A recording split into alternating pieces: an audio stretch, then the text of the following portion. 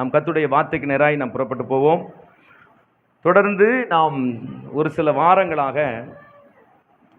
தேவ பக்தி என்கிறதான தலைப்பிலே ஆண்டுடைய வார்த்தையை நாம் சிந்தித்து வருகிறோம்.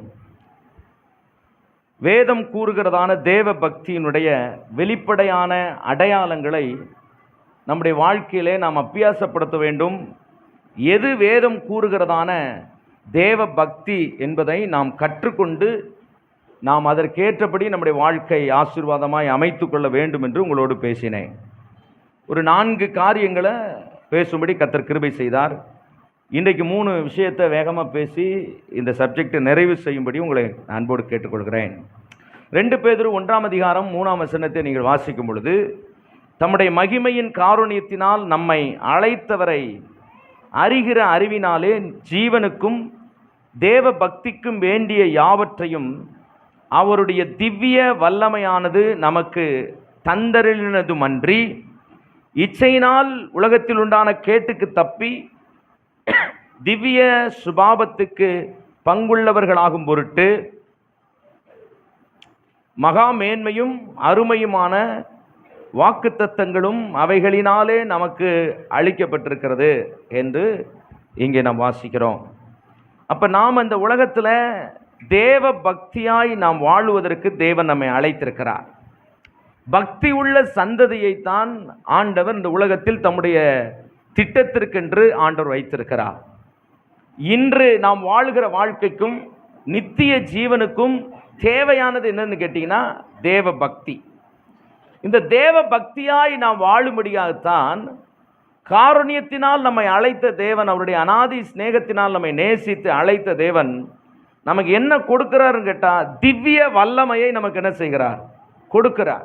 ஆண்டவரே என்னை வல்லமையால் நிரப்பும் என்று கேட்டால், கர்த்தர் உங்களை வல்லமையாக நிரப்புனதுக்கப்புறம் நீங்கள் என்ன செய்ய போகிறீங்க அப்படின்னு கேட்டால், இந்த உலகத்தில் தேவ பக்தி உள்ள ஒரு தேவ பிள்ளையாய் வாழ்வதற்குத்தான் தேவன் வல்லமையை, அபிஷேகத்தை, கிருபைகளை தேவன் தருகிறார். தேவன் உங்களுக்கு வல்லமையும் அபிஷேகத்தையும் கிருபையும் தேவன் கொடுப்பதற்கு காரணம் என்னன்னு கேட்டிங்கன்னா, பக்தி உள்ள தேவனுடைய கூட்டமாக தேவ ஜனமாக நாம் வாழும்படியாகத்தான் தேவன் வைத்திருக்கிறார். ஏன்னா நீங்கள் தேவ பக்தியாய் நீங்கள் வாழும்போது மாத்திரமே ஆண்டவர் உங்களை தம்முடைய நித்திய ராஜ்யத்துக்கென்று அவர் அழைத்து செல்ல முடியும். இயேசு வரும்பொழுது அவரோடு நாம் செல்லுவதற்கு நமக்கு தேவை, இந்த உலகத்திலே வாழும் பொழுது தேவ பக்தி உள்ள ஜனமாய் நாம் இருக்க வேண்டும். ஆண்டவர் மல்கியா தீர்க்க தரிசன புத்தகத்தில் தெளிவாய் சொல்லுகிறார், நான் ஒருவனை அல்லவா படைத்தேன், ஆவி என்னிடத்தில் பரிபூரணமாக இருந்தும் ஏன் நான் ஒருவனை படைத்தேன்? பக்தி உள்ள சந்ததியை பெரும்படிக்கு. அப்போ இந்த ஆண்டு தேவன் நமக்கு ஒரு வாக்குத்தத்தம் கொடுத்திருக்கிறார். என்ன வாக்குத்தத்தம் ஆண்டவர் கொடுத்திருக்கிறார்? காருண்யத்தினாலே உன்னை என்ன செய்வேன்? இழுத்துக்கொள்வேன். ஆண்டவர் ஒரு காருண்யத்தை நம்முடைய குடும்பத்திலே கண்டிப்பாக அவர் கட்டளையிட வல்லவராக இருக்கிறார். இந்த காருண்யத்தினால் நம்மை அழைத்த தேவன் நம்மளோடு என்ன பேசுகிறார்னா, இந்த காருண்யத்தினால் அழைத்து உங்களுக்கு திவ்ய வல்லமையை நான் கொடுத்ததற்கு காரணம் நீங்கள் தேவ பக்தி உள்ள ஜனமாய் வாழும்படி. சபை பக்தி உள்ள கூட்டமாய் இருக்க வேண்டும், பக்தர்களின் கூட்டமாய் அல்ல, பக்தி உள்ள கூட்டமாய் இருக்கும்படிக்குத்தான் தேவன் நம்மை அழைத்திருக்கிறார். அதனால் இருக்கிற இடங்களில் அப்படியே கண்களை மூடி கர்த்தரை நோக்கி நாம் பார்த்து ஒரு சின்ன ஜெபத்தோட, ஆண்டவரே இன்றைக்கு நீர் என்னோடு இந்த விஷயங்களிலிருந்து நீங்கள் பேசும்படி நாங்கள் ஜெபிக்கிறோம் அப்பா. மனிதனுடைய சத்தமாய் அல்ல, தேவ வார்த்தையாய் ஜனங்களை சந்திக்கட்டும். ஆண்டவரே உம்முடைய ஜீவனுள்ள வல்லமை உள்ள வார்த்தை ஜனங்களை சந்திக்கும்படி ஜெபிக்கிறேன். என்னை பலப்படுத்தும், உம்முடைய கிருபை என்னை சூழ்ந்து கொள்ளட்டும். ஆசீர்வதிங்க. இயேசு கிறிஸ்துவின் நாமத்தில் ஜெபிக்கிறோம் எங்கள் ஜீவனுள்ள நல்ல பிதாவே, ஆமென். அல்லேலூயா. அப்போ அதுக்கு தான் தேவன் சபையை வைத்திருக்கிறார். அழிந்து போகிற உலகத்தில், இந்த பாவம் நிறைந்த உலகத்தில் நம்மை ரட்சித்து தேவன் சபையில் கொண்டு வந்து சேர்த்ததுக்கு காரணம் தேவ பக்தி உள்ள ஜனமாய் வாழ்வதற்கு. சரியா? அதனால் நீங்கள் ஒவ்வொருவரும், நாம் ஒவ்வொருவரும் ஒரு பக்தி உள்ள கூட்டமாக இருக்க வேண்டும். அதனால் வேதம் கூறுகிறதான தேவனுடைய பக்தி, அதை தான் நம்ம யோசித்துக்கிட்டு இருக்கிறோம். இந்த உலகத்தில் தேவ பக்தி என்று சொல்லி பலவிதமான, ஒரு 3-4 வாரங்களுக்கு முன்னதாக இருக்கிற பிரசங்கத்தை நீங்கள் யூடியூப்பில் போய் கேட்டிங்கன்னா தெரியும். இந்த உலகம் எது தேவ பக்தி என்று சொல்லுகிறது? உலகத்தில் 7 விதமான மதங்கள் இருக்கிறது. மதங்களாக அங்கீகரிக்கப்பட்ட 7 விதமான மதங்கள் இருக்கிறது. அந்த 7 விதமான மதங்கள் என்னவெல்லாம் தேவ பக்தி என்று அவர்கள் என்ன செய்கிறார்கள், நினைக்கிறார்கள். வேதாகமத்தில் கர்த்தருடைய பிள்ளைகளாக இருக்கிறவர்களும் சில நேரம் தவறான ஒரு தேவ பக்தியை அவர்கள் பக்தி என்று சொல்லி நினைத்து கொண்டிருக்கிறார்கள் என்ற அந்த காரியங்களை எல்லாம் அதில் பேசணும். ஆனால் வேதாகமம் கூறுகிற தேவ பக்தி என்ன, ஆண்டவருடைய வார்த்தை எதை தேவ பக்தி என்று கூறுகிறது என்று தான் நாம் தொடர்ந்து தியானித்து கொண்டே வருகிறோம். அல்லேலூயா.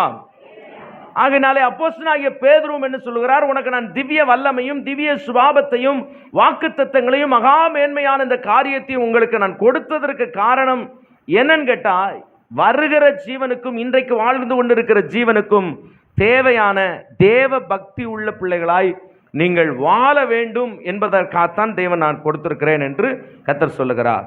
1 தீமோத்தேயு 4ஆம் அதிகாரம் 8ஆம் வசனத்தையும் வாசிக்கும் போது, 1 தீமோத்தேயு 4ஆம் அதிகாரம் 8ஆம் வசனத்தை நீங்கள் வாசிக்கும் போது, சரீர முயற்சி பாருங்க, சரீர முயற்சி அற்ப பிரயோஜனம் உள்ளது, தேவ பக்தியானது இந்த ஜீவனுக்கும் இதற்கு பின்வரும் ஜீவனுக்கும் வாக்குத்தத்தம் உள்ளதாகையால் எல்லாவற்றுக்கும் அது எப்படி இருக்கிறதாம், பிரயோஜனம் உள்ளதா என்ன செய்கிறது, இருக்கிறது. 7ஆம் வசனத்தில் ரொம்ப சொல்றது தெளிவா, சீர்கேடும் கிளவிகள் பேச்சுமாய் இருக்கிற கட்டுக்கதைகளுக்கு விலகி தேவ பக்திக்கு ஏதுவாக நீங்க என்ன செய்யணும், முயற்சி பண்ணணும். சீர்கேடான கிளவிகள் பேச்சுன்னு சொல்லுது. நிறைய காரியங்கள் அதை நம்ம திங்க் பண்ணும்போது ரொம்ப ஆச்சரியமா இருக்குது.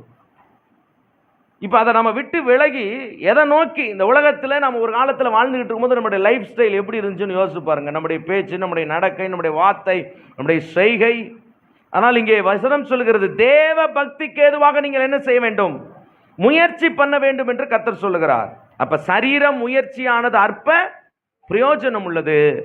அப்புறம் இந்த ஜீவனுக்கும் இனி பின்வரும் ஜீவனுக்கும் இந்த தேவ பக்தி என்னவா இருக்கிறதுனா வாக்கு தத்தம் உள்ளதா இருக்கிறது. வாக்கு தத்தம் பண்ணப்பட்ட ஆண்டவர் சொல்றார், உங்களை தேவ பக்தி உள்ள சந்ததியாக நான் ஏற்படுத்தும்படி நான் வாக்கு தத்தம் பண்ணியிருக்கிறேன். அப்படித்தான் நீங்கள் உங்களை நிலைநிறுத்த வேண்டும் என்று ஆண்டவர் விரும்புகிறார். இந்த உலகத்தில் தேவ பக்தியால் வாழும்படி நம்மை அழைத்திருக்கிறார். ஆதியாகமம் 6ஆம் அதிகாரம் நீங்க 9ஆம் வசனத்தை வாசித்தீங்கன்னா, நோவாவை குறித்து ஒரு வார்த்தை அங்கே சொல்லப்பட்டிருக்கும். ஆண்டவர் நோவாவை குறித்து கர்த்தர் எழுதி வைத்திருக்கிறார். என்ன சொல்றார் அப்படின்னா,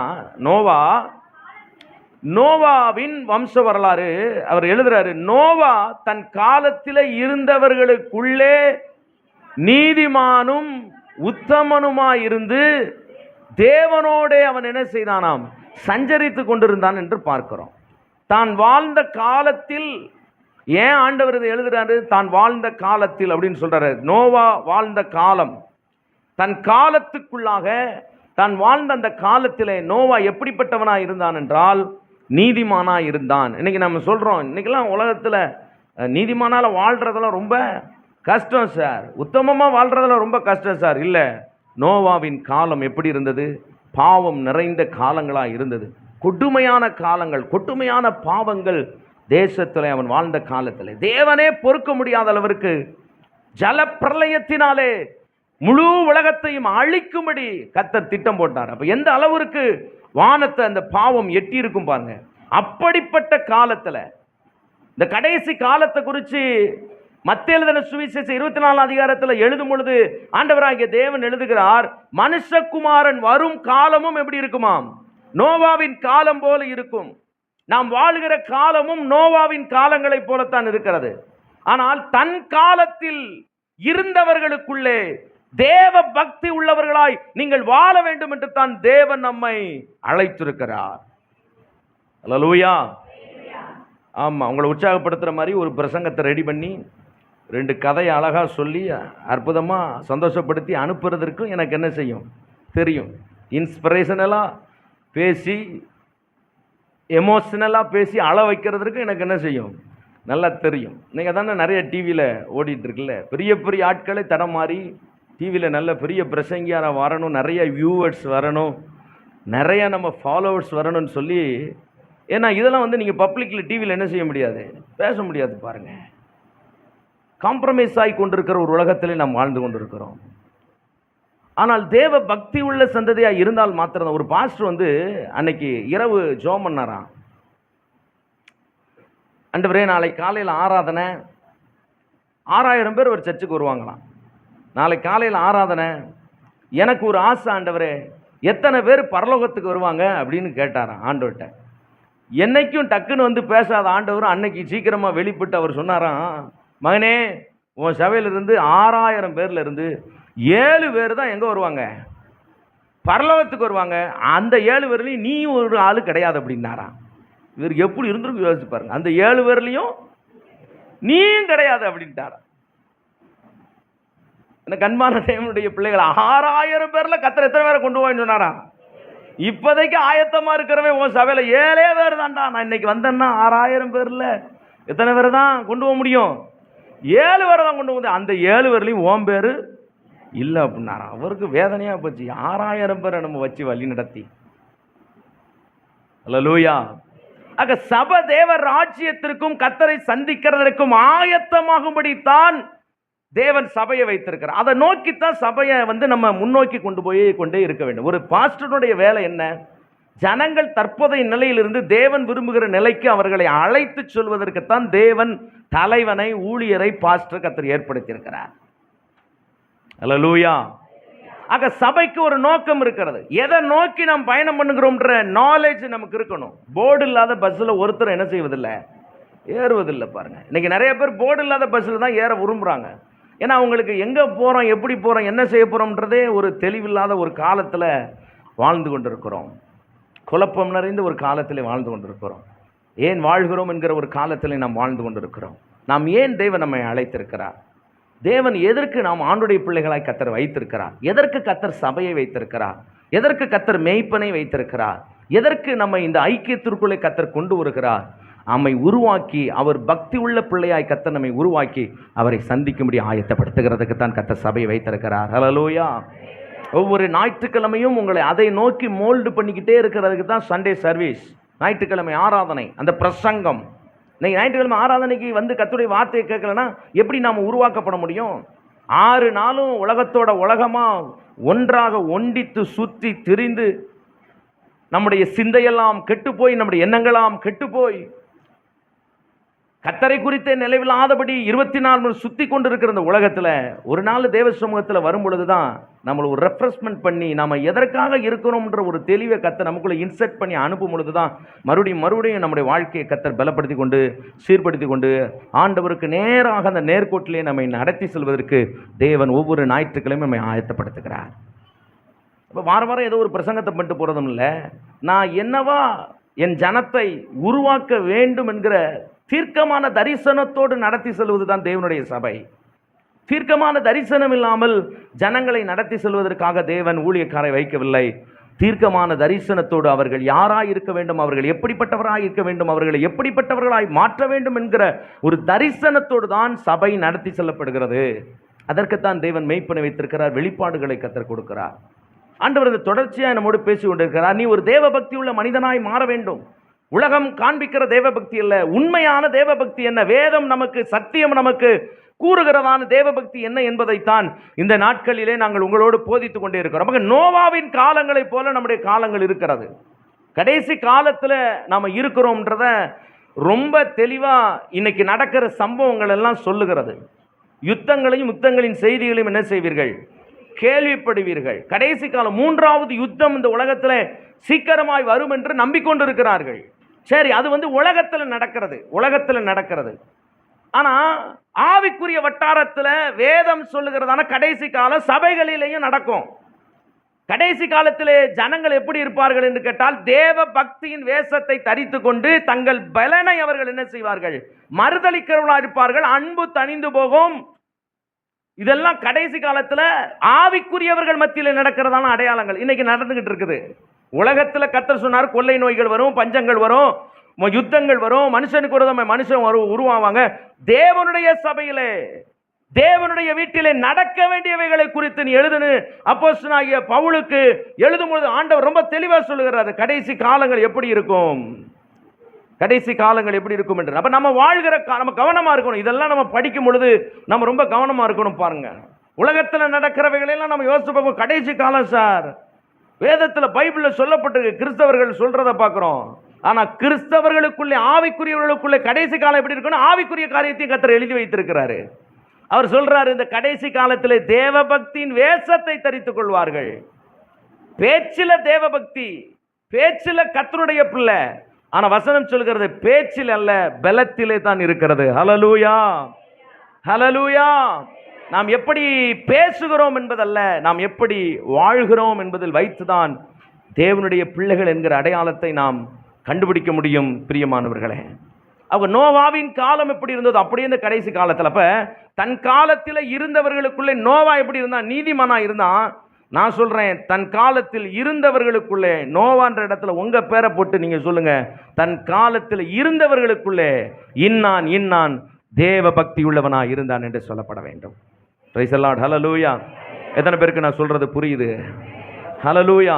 நீங்க வாழ்ற இடத்துல, நீங்க படிக்கிற இடத்துல, நீங்க வேலை செய்கிற இடத்துல நீங்க பக்தி உள்ள பிள்ளையாய் நீங்கள் இருக்க வேண்டும். அது ரொம்ப முக்கியமானதான ஒரு சப்ஜெக்டாக வேதம் நமக்கு போதிக்கிறது. 2 தீமோத்தேயு 3ஆம் அதிகாரம் 1ஆம் வசனத்தில் நீங்கள் இதை வாசிக்கும் பொழுது ரொம்ப தெளிவாக அப்போஸ்தலனாகிய பவுல் தீமோத்தேயுக்கு எழுதும்போது இதை குறித்து ரொம்ப பேசுகிறாரு.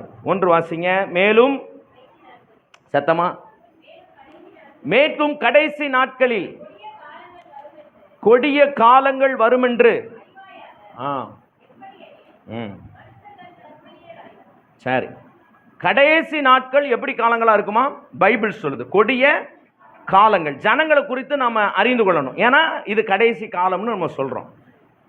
உலகத்தில் நடக்கிற, மறுபடியும் நான் சொல்றேன், உலகத்தில் நடக்கிற சம்பவங்களை வச்சு மட்டும் கடைசி காலம்ன்றதை நம்ம தீர்மானிக்கிறோமே, ஆவிக்குரிய வட்டாரத்திலும் நாம் கண்காணிக்க வேண்டிய ஒரு பகுதி இருக்கிறதுன்றத நம்ம ரொம்ப தெளிவாக இருந்திருக்கணும். பாருங்க, கடைசி காலங்கள் எப்படி காலங்களாக இருக்கும்? கடைசி காலங்களிலே பயங்கரமான எழுப்புதல் வரும் என்று பைபிளில் சொல்லலை. பாருங்க, எழுப்புதல் உண்டு, எழுப்புதல் சாத்தியம். அதற்கு 100க்கு 100 எந்த விதமான எதிரான கருத்து இல்லை.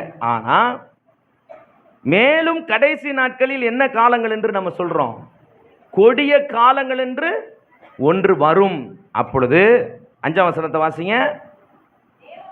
தேவ பக்தியின் வேஷத்தை தரித்து அதன் பலனை என்ன செய்வார்கள்? மறுதலிப்பார்கள் என்று பைபிள் சொல்லுது. வேஷம் என்ன வேஷம்? வெளியில பார்த்தா பக்தி உள்ள ஸ்திரீ, பக்தி உள்ள சகோதரன், அல்ல பக்தியான தேவ மனுஷன். ஆனால் வெளியில இந்த கடைசி காலத்தில் எப்படி இருக்கும்னு சொல்றாருன்னா, தேவ பக்தியின் வேஷத்தை தரித்து கொண்டு அதன் பலனை அவர்கள் என்ன செய்வார்கள்? மறுதலிப்பார். ஆனால் எப்படிப்பட்டவங்களா இருப்பாங்கன்னு அவர் சொல்றாரு. எப்படி எனில் 2வது வசனத்திலிருந்து, மனுஷர்கள் தற்பிரியராயும் பணப்பிரியராயும் வீம்புக்காரராயும் அகந்தை உள்ளவர்களாயும் தூசிக்கிறவர்களாயும் தாய் தகப்பன்மாருக்கு கீழ்ப்படியாதவர்களாயும் நன்றி அறியாதவர்களாயும் பரிசுத்தம் இல்லாதவர்களாயும் சுபாவ அன்பில்லாதவர்களாயும் இணங்காதவர்களாயும் அவதூறு செய்கிறவர்களாயும் இச்சை அடக்கம் இல்லாதவர்களாயும் கொடுமை உள்ளவர்களாயும் நல்லோரை பகைக்கிறவர்களாயும் துரோகிகளும் துணிகரக்காரர்களாயும் இருமாப்புள்ளவர்களாயும் தேவ பிரியராயிராமல் எப்படி இருப்பாங்களா? என்ன வருத்தமான ஒரு டீட்டெயில்ட அட்டவணையை கொடுக்கிறார் பாருங்க. இப்படிப்பட்டதான மனுஷர்களாகி கடைசி நாட்களில் ஜனங்கள் மாறி போவார்கள்.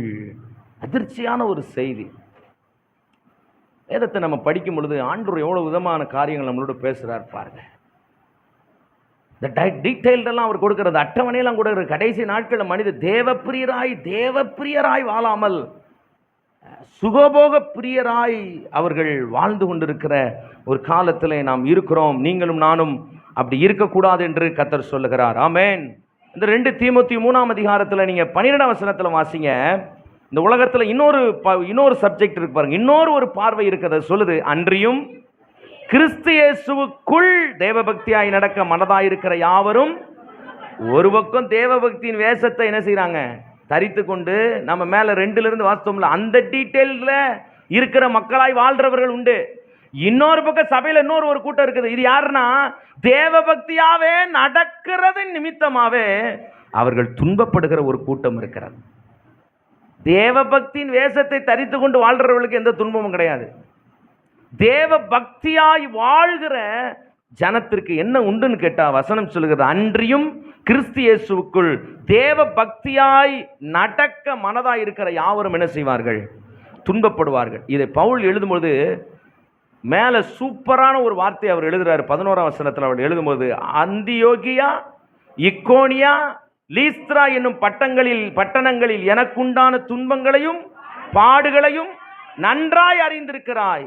எவ்வளவோ துன்பங்களை சகித்தேன், இவைகள் எல்லாவற்றின் நின்றும் கர்த்தர் என்னை ரபா ஷகரதல ரபா கர்த்தர் என்னை என்ன செய்கிறாராம், நீங்களாக்கி மீட்டுக் கொள்ளுகிறார். இதுதாங்க தேவ பக்தி உள்ள உங்களுக்கு. துன்பமே வந்தாலும் சரி, உங்களை மீட்கும்படி கர்த்தர் நம்மோடு கூட இருக்கிறார். பயப்படாதீங்க, கர்த்தர் நம்மோடு கூட இருக்கிறார். இது ஒரு பெரிய ஆசீர்வாதம். தேவ பிரியராய் இருந்து சுகபோக பிரியராய் வாழ்ந்து தேவ பக்தியின் வேஷத்தை தெரிந்து கொண்டு பலனை மறுதளிக்கிறாய் நம்ம இருந்துடக்கூடாது. துன்பமே வந்தாலும் தேவ பக்தியாய் நடக்க மனதாய் நாம் இருக்கணும்.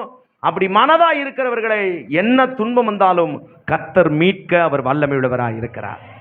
சங்கீதம் 34 ஒரு அற்புதமான ஒரு வசனம் உண்டு, ஞாபகத்துக்கு வர்றதுனால நான் சொல்கிறேன் பாருங்க. சங்கீதங்களின் புத்தகம் 34ஆம் சங்கீதம். நீதிமானுக்கு வரும் துன்பங்கள் அநேகமாயிருக்கும், கர்த்தரோ அவைகளை நின்று அவனை என்ன செய்கிறாராம், விடுவிக்கிறார். எல்லாரும் சேர்ந்து வாசிக்கலாமா? 34ஆம் சங்கீதத்தை நாம் எடுத்துக்கொள்வோம். அற்புதமான வார்த்தை, ரொம்ப டீட்டெயில். 17ஆம் வசனத்திலிருந்து பாருங்க. நீதிமான்கள் கூப்பிடும்போது கர்த்தர் கேட்டு அவர்களுடைய எல்லா உபத்திரவங்களுக்கும் 19ஆம் வசனத்தில் சொல்றாரு, நீதிமானுக்கு வரும் துன்பங்கள் அநேகமாயிருக்கும். அது ரொம்ப ரொம்ப அற்புதமாக கர்த்தர் அவைகள் எல்லாவற்றிலும் யார் நிற்பாராம்? நான் நிற்பேன்னு சொல்றாரு கர்த்தர். நான் நின்று, சொல்லுங்க பக்கத்தில் உங்களை கையை பிடிச்சுங்க, அவர் நின்று அவனை விடுவிப்பார். இது வரைக்கும் தூதனை அனுப்பினாரு, ஆனால் நீதிமானுக்கு ஒரு பிரச்சனைனா அவரே இறங்கி வருவார்ன்றதுல தேவன் தெளிவாய் சொல்லுகிறார். ஹல்லேலூயா. இந்த உலகத்தில் நீங்கள் தேவ பக்தியாய் கர்த்தருடைய பிள்ளையாய் நீங்கள் நடக்க மனதாய் இருந்து நீங்கள் துன்பப்படுவீர்களானால் நீங்கள் பயப்படாதீங்க. நீதிமானுக்கு வரும் துன்பங்கள் அநேகமாக இருக்கும், கர்த்தர் அவனை என்ன செய்வார், விடுவிப்பார். பவுல் அதை எழுதுறார் தீமோத்தேயுக்கு. பா, நீ வந்து தேவ பக்தியாய் நடக்க மனதாயிருந்து துன்பப்படலாம். நான் துன்பப்பட்டேன். லீஸ்திராவில், அந்தியோக்கியாவில் மற்றும் இக்கோனியாவில் நான் துன்பப்படுத்தப்பட்டேன், பட்டணங்கள் தோறும் துன்பப்படுத்தப்பட்டேன். ஆனால் ஒன்று எனக்கு தெரிஞ்சிச்சுப்பா, நான் தேவ பக்தியாக இருக்கிறது நிமித்தம் கர்த்தர் என்னை விடுவித்து கொண்டே இருந்தார். கர்த்தர் கைவிட மாட்டாருங்க. தேவனுடைய பக்தியாய் நடக்கிற பிள்ளைகளை கர்த்தர் என்ன செய்ய மாட்டார். ஹல்லேலூயா, ஹல்லேலூயா. அதனால தான் 2 பேதுருக்கு எழுதின அப்போஸ்தலனாகிய பவுல் 2 பேதுருக்கு எழுதின 2ஆம் நிருபம் 2ஆம் வசனம் 2வது அதிகாரம் 9ஆம் வசனத்தை வாசிங்க பார்க்கலாம். 2 பேதுரு 2:9 வாசிங்க. கர்த்தர் தேவ பக்தியுள்ளவர்களை சோதனை நின்று ரட்சிக்கவும் அக்கிரமக்காரரை ஆக்கினைக்குள்ளாக நியாய தீர்ப்புக்கு நாளுக்கென்று வைக்கவும் அவர் என்ன செய்கிறார், அறிந்திருக்கிறார். எவ்வளவு சோதனை வந்தாலும் தேவ பக்தி உள்ளவர்களை கர்த்தர் என்ன செய்கிறார், ரட்சிக்கிறார். ரட்சிப்பு என்று சொன்னால் மீட்பு என்ற அர்த்தம், ரெடீம் என்ற அர்த்தம். ஆண்டவர் மீட்பார். நீங்கள் சோதிக்கப்படலாம், சோதிக்கப்படுகிறது நிமித்தம் நீங்கள் ஒரு நாளும் அழிந்து போக மாட்டீர்கள். யோபு சொல்லுகிறார், நான் சோதிக்கப்பட்டேன், சோதிக்கப்பட்ட பின் நான் என்னவா மாறினேன் என்று கேட்டால் கர்த்தர் என்னை பொன்னாக விளங்க செய்தார், பொன்னாக விளங்க செய்தார். ஹல்லேலூயா, ஹல்லேலூயா. ஒவ்வொரு நாள் இந்த சப்ஜெக்டை ஒவ்வொரு வாரமும் பேசும்போது தேவன் புதிய புதிய காரியங்களை ஜனங்களோடு ஆண்டவர் ரீஅனலைஸ் பண்ணி கொண்டே இருக்கிறார். அவர்களை ஒரு நோக்கத்திற்கு கர்த்தர் செட் பண்ணி கொண்டே வருகிறார். இன்றைக்கு தேவன் உங்களோடு பேசுகிறார். இந்த கடைசி காலத்தில் நீங்கள் தேவ பக்தியாய் நடக்கிறது நிமித்தம் நீங்கள் சோதிக்கப்படலாம், உபத்திரவப்படுத்தப்படலாம், நீங்கள் துன்பப்படுத்தப்படலாம். ஆனால் கர்த்தருடைய வசனம் ரொம்ப தெளிவாய் சொல்லுகிறது, நான் உங்களை மீட்டுக் கொள்வேன், நான் உங்களை ரட்சித்துக் கொள்வேன் என்று கர்த்தர் சொல்லுகிறார். ஆக வேதம் கூறும் உண்மையான தேவ பக்தி 7 காரியங்களை நான் பேசிக்கிட்டு வரேன். ஏற்கனவே 3-4 காரியத்தை பேசியாச்சு, அதை சொல்றேன் பாருங்க. வேதம் கூறும் தேவ பக்தி என்ன? முதலாவது நம்ம தியானித்தோம், உலகத்தால் கரைபடாத வாழ்க்கை தான் வேதம் கூறும் தேவ பக்தி. ஒரு பாயிண்ட், உலகத்தால் கரைபடாத வாழ்க்கை. 2வது, வேதம் கூறும் தேவ பக்தி. எதை வேதம் தேவ பக்தி என்று கூறுகிறது? 2வது பாயிண்ட், தேவன் மீது உறுதியாய் இருக்கும் வாழ்க்கை. கர்த்தர் மேல உறுதியாய் இருக்க வேண்டும், அப்படிப்பட்டதான ஒரு வாழ்க்கை, அதுதான் தேவ பக்தி என்று வேதம் கூறுகிறது. இது நான் யோபு 4:6 வச்சு உங்களுக்கு பேசினேன். உலகத்தால் கரைபடாத வாழ்க்கை யாக்கோபு 1:27 வச்சு பேசினேன். 3வது ஒரு பாயிண்ட் பேசினேன், சத்தியத்தை அறிகிற அறிவிலே நீங்கள் என்ன செய்யணும், வளரணும். ஒரு தேவ மனுஷன் சத்தியத்தை அறிகிற அறிவிலே எந்த அளவிற்கு வளருகிறாரோ அதற்கு பேர் தான் என்னது, தேவ பக்தி. நான்காவது, தேவனை ஆராதிப்பதில் தேவ பக்தி இருக்க வேண்டும். ஒரு தேவனுடைய பிள்ளை தேவ பக்தியாய் இருக்கிறேன் என்று சொன்னால் அவர்கள் தேவனை என்ன செய்ய வேண்டும்? ஆராதிக்கிறவனாக இருக்க வேண்டும். இது இல்லாட்டி நம்ம கற்றுக் கொடுக்கணும் ஜனங்களுக்கு.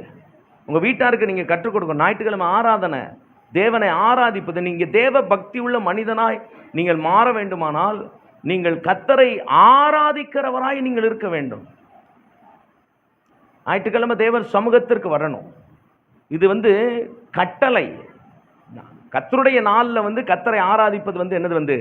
கட்டளை. கட்டளைன்னா என்ன தெரியுமா? விருப்பம் இருக்கோ விருப்பம் இல்லையோ அதை என்ன செஞ்சே ஆகணும்? சத்தமாக சொல்லுங்கள். அதை என்ன செஞ்சே ஆகணும்? நிறைவேற்றி ஆகணும். எனக்கு விருப்பம் இருந்தால் செய்வேன், விருப்பம் இல்லாட்டி நான் செய்ய மாட்டேன், அப்படி இல்லை. நீங்கள் விருப்பம் இருந்தாலும் விருப்பம் இல்லாட்டிலும் கூட கட்டளையை நீங்கள் என்ன செய்து ஆக வேண்டும்? கட்டளையை நிறைவேற்றாவிட்டால் பாவம் இருக்கும். அந்த வாரம் முழுவதும் நீங்கள் தான் பாவத்தை சுமக்கணும். வாரம் முழுவதும் 6 நாள் பாவம் சுமக்கிற ஆளாக இருக்க போகிறீங்களா? இல்லை விடுதலையாக்கப்பட்ட ஒரு தேவ பிள்ளையாய் நீங்கள் வாழ போகிறீங்களான்றதை நீங்கள் முடிவு பண்ணணும். வைரஸில் வேலை வைக்கலாம், ஸ்கூலுக்கு என்னென்னமோ செய்கிறாங்க. ஞாயிற்றுக்கிழமையான வேலை, அதை பற்றி கவலைப்படாதீங்க. ஈரானில் போட்ட குண்டு இந்தியாவில் போட்டால் சோழி முடிஞ்சுன்னு எங்கே போய் வேலை வைப்பீன்னு பார்ப்போம். மித்த நாட்டிலெல்லாம் மித்த ஊர்லெலாம் போட்டால் கொஞ்சமாக தப்பிக்கும். சிவகாசியில் போட்டோம்னு என்ன ஆகி போகும்? ஏற்கனவே இங்கே நம்ம வெடிமருந்தை பதுக்கி வச்சுருக்கிறோம் பாருங்க. அங்கிட்டாவது சரி கொஞ்சமாவது அடையாளம் கண்டுபிடிச்சி எடுப்பாங்க. இங்கிட்டலாம் சுத்தமாக சாம்பல் தான் என்ன செய்யும் கிடைக்கும் பாருங்க. அவ்வளோ தூரம் குடனா என்ன வச்சுருக்கிறோம் பாருங்க. நாம் வாழ்கிற ஊர் அப்படிப்பட்ட ஊரில் நம்ம வாழ்ந்து கொண்டு இருக்கிறோம்ன்றத ரொம்ப கவனமாக இருக்கணும் பாருங்க. இல்லை, கடைசி காலத்தில் தேவனை முக்கியத்துவப்படுத்தணும், தேவ ராஜ்யத்தை முக்கியத்துவப்படுத்தி வாழணும், கர்த்தருடைய பிள்ளையாக வாழணும். இந்த அருமையான இனிமையான அற்புதமான வாழ்வை நாம் இந்த உலகத்தின் அற்பத்த காரியத்திற்காக நாம் விட்டுறக்கூடாது. பிரியமானவர்களே, கர்த்தருக்காக வாழ்கிறவர்களாக இருக்க வேண்டும். ஹல்லேலூயா. இந்த 4 காரியங்களை பேசினேன். 3 காரியத்தை வேகமாக இன்னைக்கு பேசி நான் முடிக்கும்படி நிறைவு செய்யும்படி விரும்புகிறேன். இன்னைக்கு நான் பேச போகிற காரியம் தேவ பக்தி எது என்று வேதம் கூறுகிறது. அந்த தேவ பக்தி உள்ள மனிதர்கள் எப்படி இருக்க வேண்டும் என்ற 3 காரியத்தை நீங்கள் தேவ பக்தியாக இருந்தால் 7 ஆசீர்வாதங்கள் இருக்கிறதுங்கிறத நான் அடுத்த சப்ஜெக்டாக உங்கள்கிட்ட பேசலான்னு விரும்புகிறேன். சங்கீதங்களின் புத்தகம் 32ஆம் அதிகாரம் 6ஆம் வசனத்தை நாம் வாசிக்க கேட்போம். சங்கீதம் 32. இதற்காக சகாயம் கிடைக்கும் காலத்தில் பக்தி உள்ளவன் எவனும் உம்மை நோக்கி விண்ணப்பம் செய்வான். அப்பொழுது மிகுந்த ஜல பிரவாகம் வந்தாலும். எத்தனை அற்புதமான வார்த்தை இந்த காலவெளியில் நம்மோடு பேசும்படி கர்த்தர் விரும்புகிறார். எனக்கு அன்பான கர்த்தருடைய பிள்ளைகளே, ஜெபிக்கிறவன் தான் ஒரு தேவ பக்தி உள்ளவன் என்று வேதம் கூறுகிறது. பக்தி உள்ளவன் எவனும் தேவனை நோக்கி என்ன செய்கிறவனாய் இருப்பான் என்று சொல்கிறது? விண்ணப்பம் செய்கிறவனாய் இருப்பான்.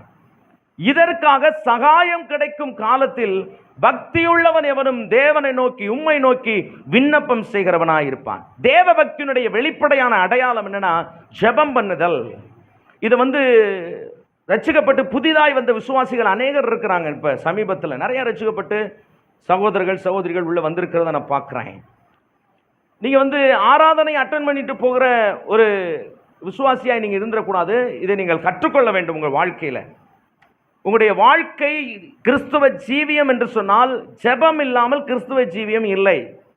ஆகவே நீங்கள் ஜெபிக்கிறவர்களாக இருக்க வேண்டும். உங்கள் குடும்பத்திலே குடும்ப ஜெபத்தை நீங்கள் ஏற்படுத்துகிறவர்களாக இருக்க வேண்டும். உடைய தனி ஜெபம் இருக்க வேண்டும். தேவனிடத்தில் நீங்கள் பேசுகிறவர்களாக இருக்க வேண்டும். ஜெபம் என்றால் கர்த்தரிடத்தில் பேசுவது. கர்த்தரிடத்தில் பேச வேண்டும். வேலைக்கு போகிறதுக்கு முன்னாடி கர்த்தர்கிட்ட பேசிட்டு போங்க, ஜெபம் பண்ணிட்டு போங்க. ஜெபிக்கிறவன் யார் என்று சொன்னால் தேவ பக்தி உள்ளவன். ஒரு தேவ பிள்ளை ஜெபிக்கிற பிள்ளையா இருந்துச்சுன்னா நீங்க நல்லா கண்டுபிடிச்சலாம் அந்த பிள்ளை தேவ பக்தி உள்ள பிள்ளை. அதை நீங்க ரொம்ப நல்லா அருமையா அதை வளர்த்து எடுக்கணும் பாருங்க. ஒரு தேவ மனுஷன் ஜெபிக்கிறவராய் இருப்பான். ஜெபத்திற்கு முக்கியத்துவப்படுத்துகிறவர்களாய் இருப்பார்கள். ஆக ஜெபிக்கிறதுல ஒரு பெரிய ஆசீர்வாதம் என்ன தெரியுமா? ஜெபிக்கிற தேவ பக்தி உள்ள மனுஷனுக்கு ஜலப்பிரவேகம் வந்தா கூட அதை அவனை என்ன செய்யாது. எனக்கு அது எத்தனை பேர் அதை விசுவாசிக்கிறீங்க? பக்கத்தில் உள்ளவங்களை பார்த்து ஜெபிக்கிற நீங்கள் பதறவே பதாதீங்க, தைரியமாக இருங்கன்னு சொல்லுங்க. அல்லேலூயா. ஏன்னா விண்ணப்பம் செய்கிறவனுக்கு விரோதமாக என்ன வரலாம்? ஜல பிரவாகம் வந்தாலும் அவனை என்ன செய்யாதது நீங்க தேவ பக்தி உள்ளவனா இருந்தாலும் சிங்கத்தில் கெபியில் கொண்டு போய் போட்டாலும் அக்கினி சூளையில் கொண்டு போய் போட்டாலும் அங்கேயும் தேவ பக்தி உள்ளவனை விடுவிக்கும்படி தம்முடைய வல்லமையை தம்முடைய மகிமையை அனுப்புகிறவரா. நல்ல கையை தட்டி ஆண்டவருடைய நாமத்தை மகிமைப்படுத்துங்க பார்க்கலாம்.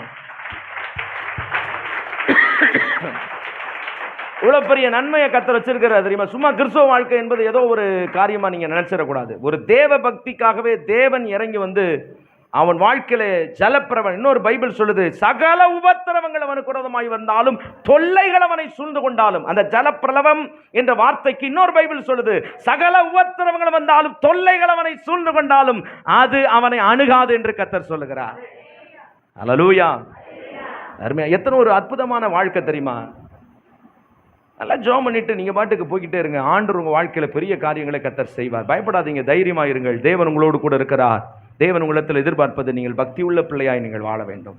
பக்தியுள்ளவன் எவனும், பக்தியுள்ள எவரும் ஜெபிக்கிறவர்களாய் என்ன செய்கிறார்கள்? இருக்கிறார்கள். நாம் பார்த்தபடி தேவன் சோதனை என்று நம்மை ரட்சிக்கிறார்.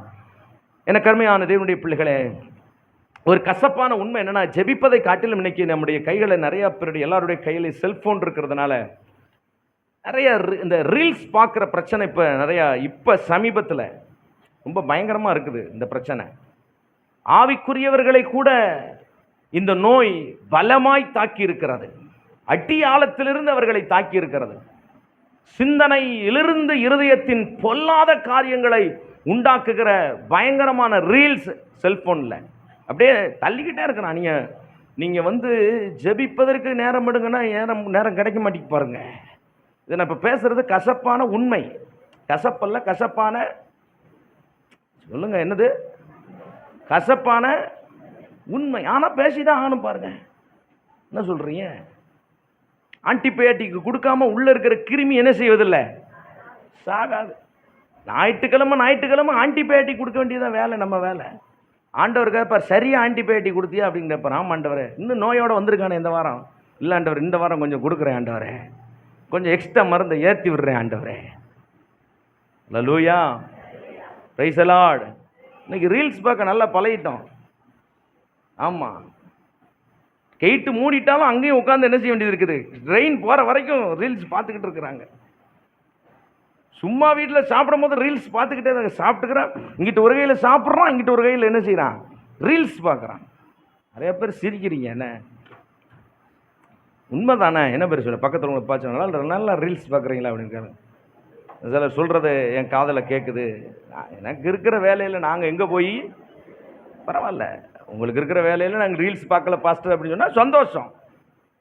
ஆனால் பார்க்குறவங்களுக்கா பேசணுமா இல்லையா? என்ன சொல்கிறீங்க? இதில் ஆம்பளையாக பார்க்குறாங்க இல்லையோ, சகோதரிகள் ஒவ்வொரு கையிலையும் என்ன வருது?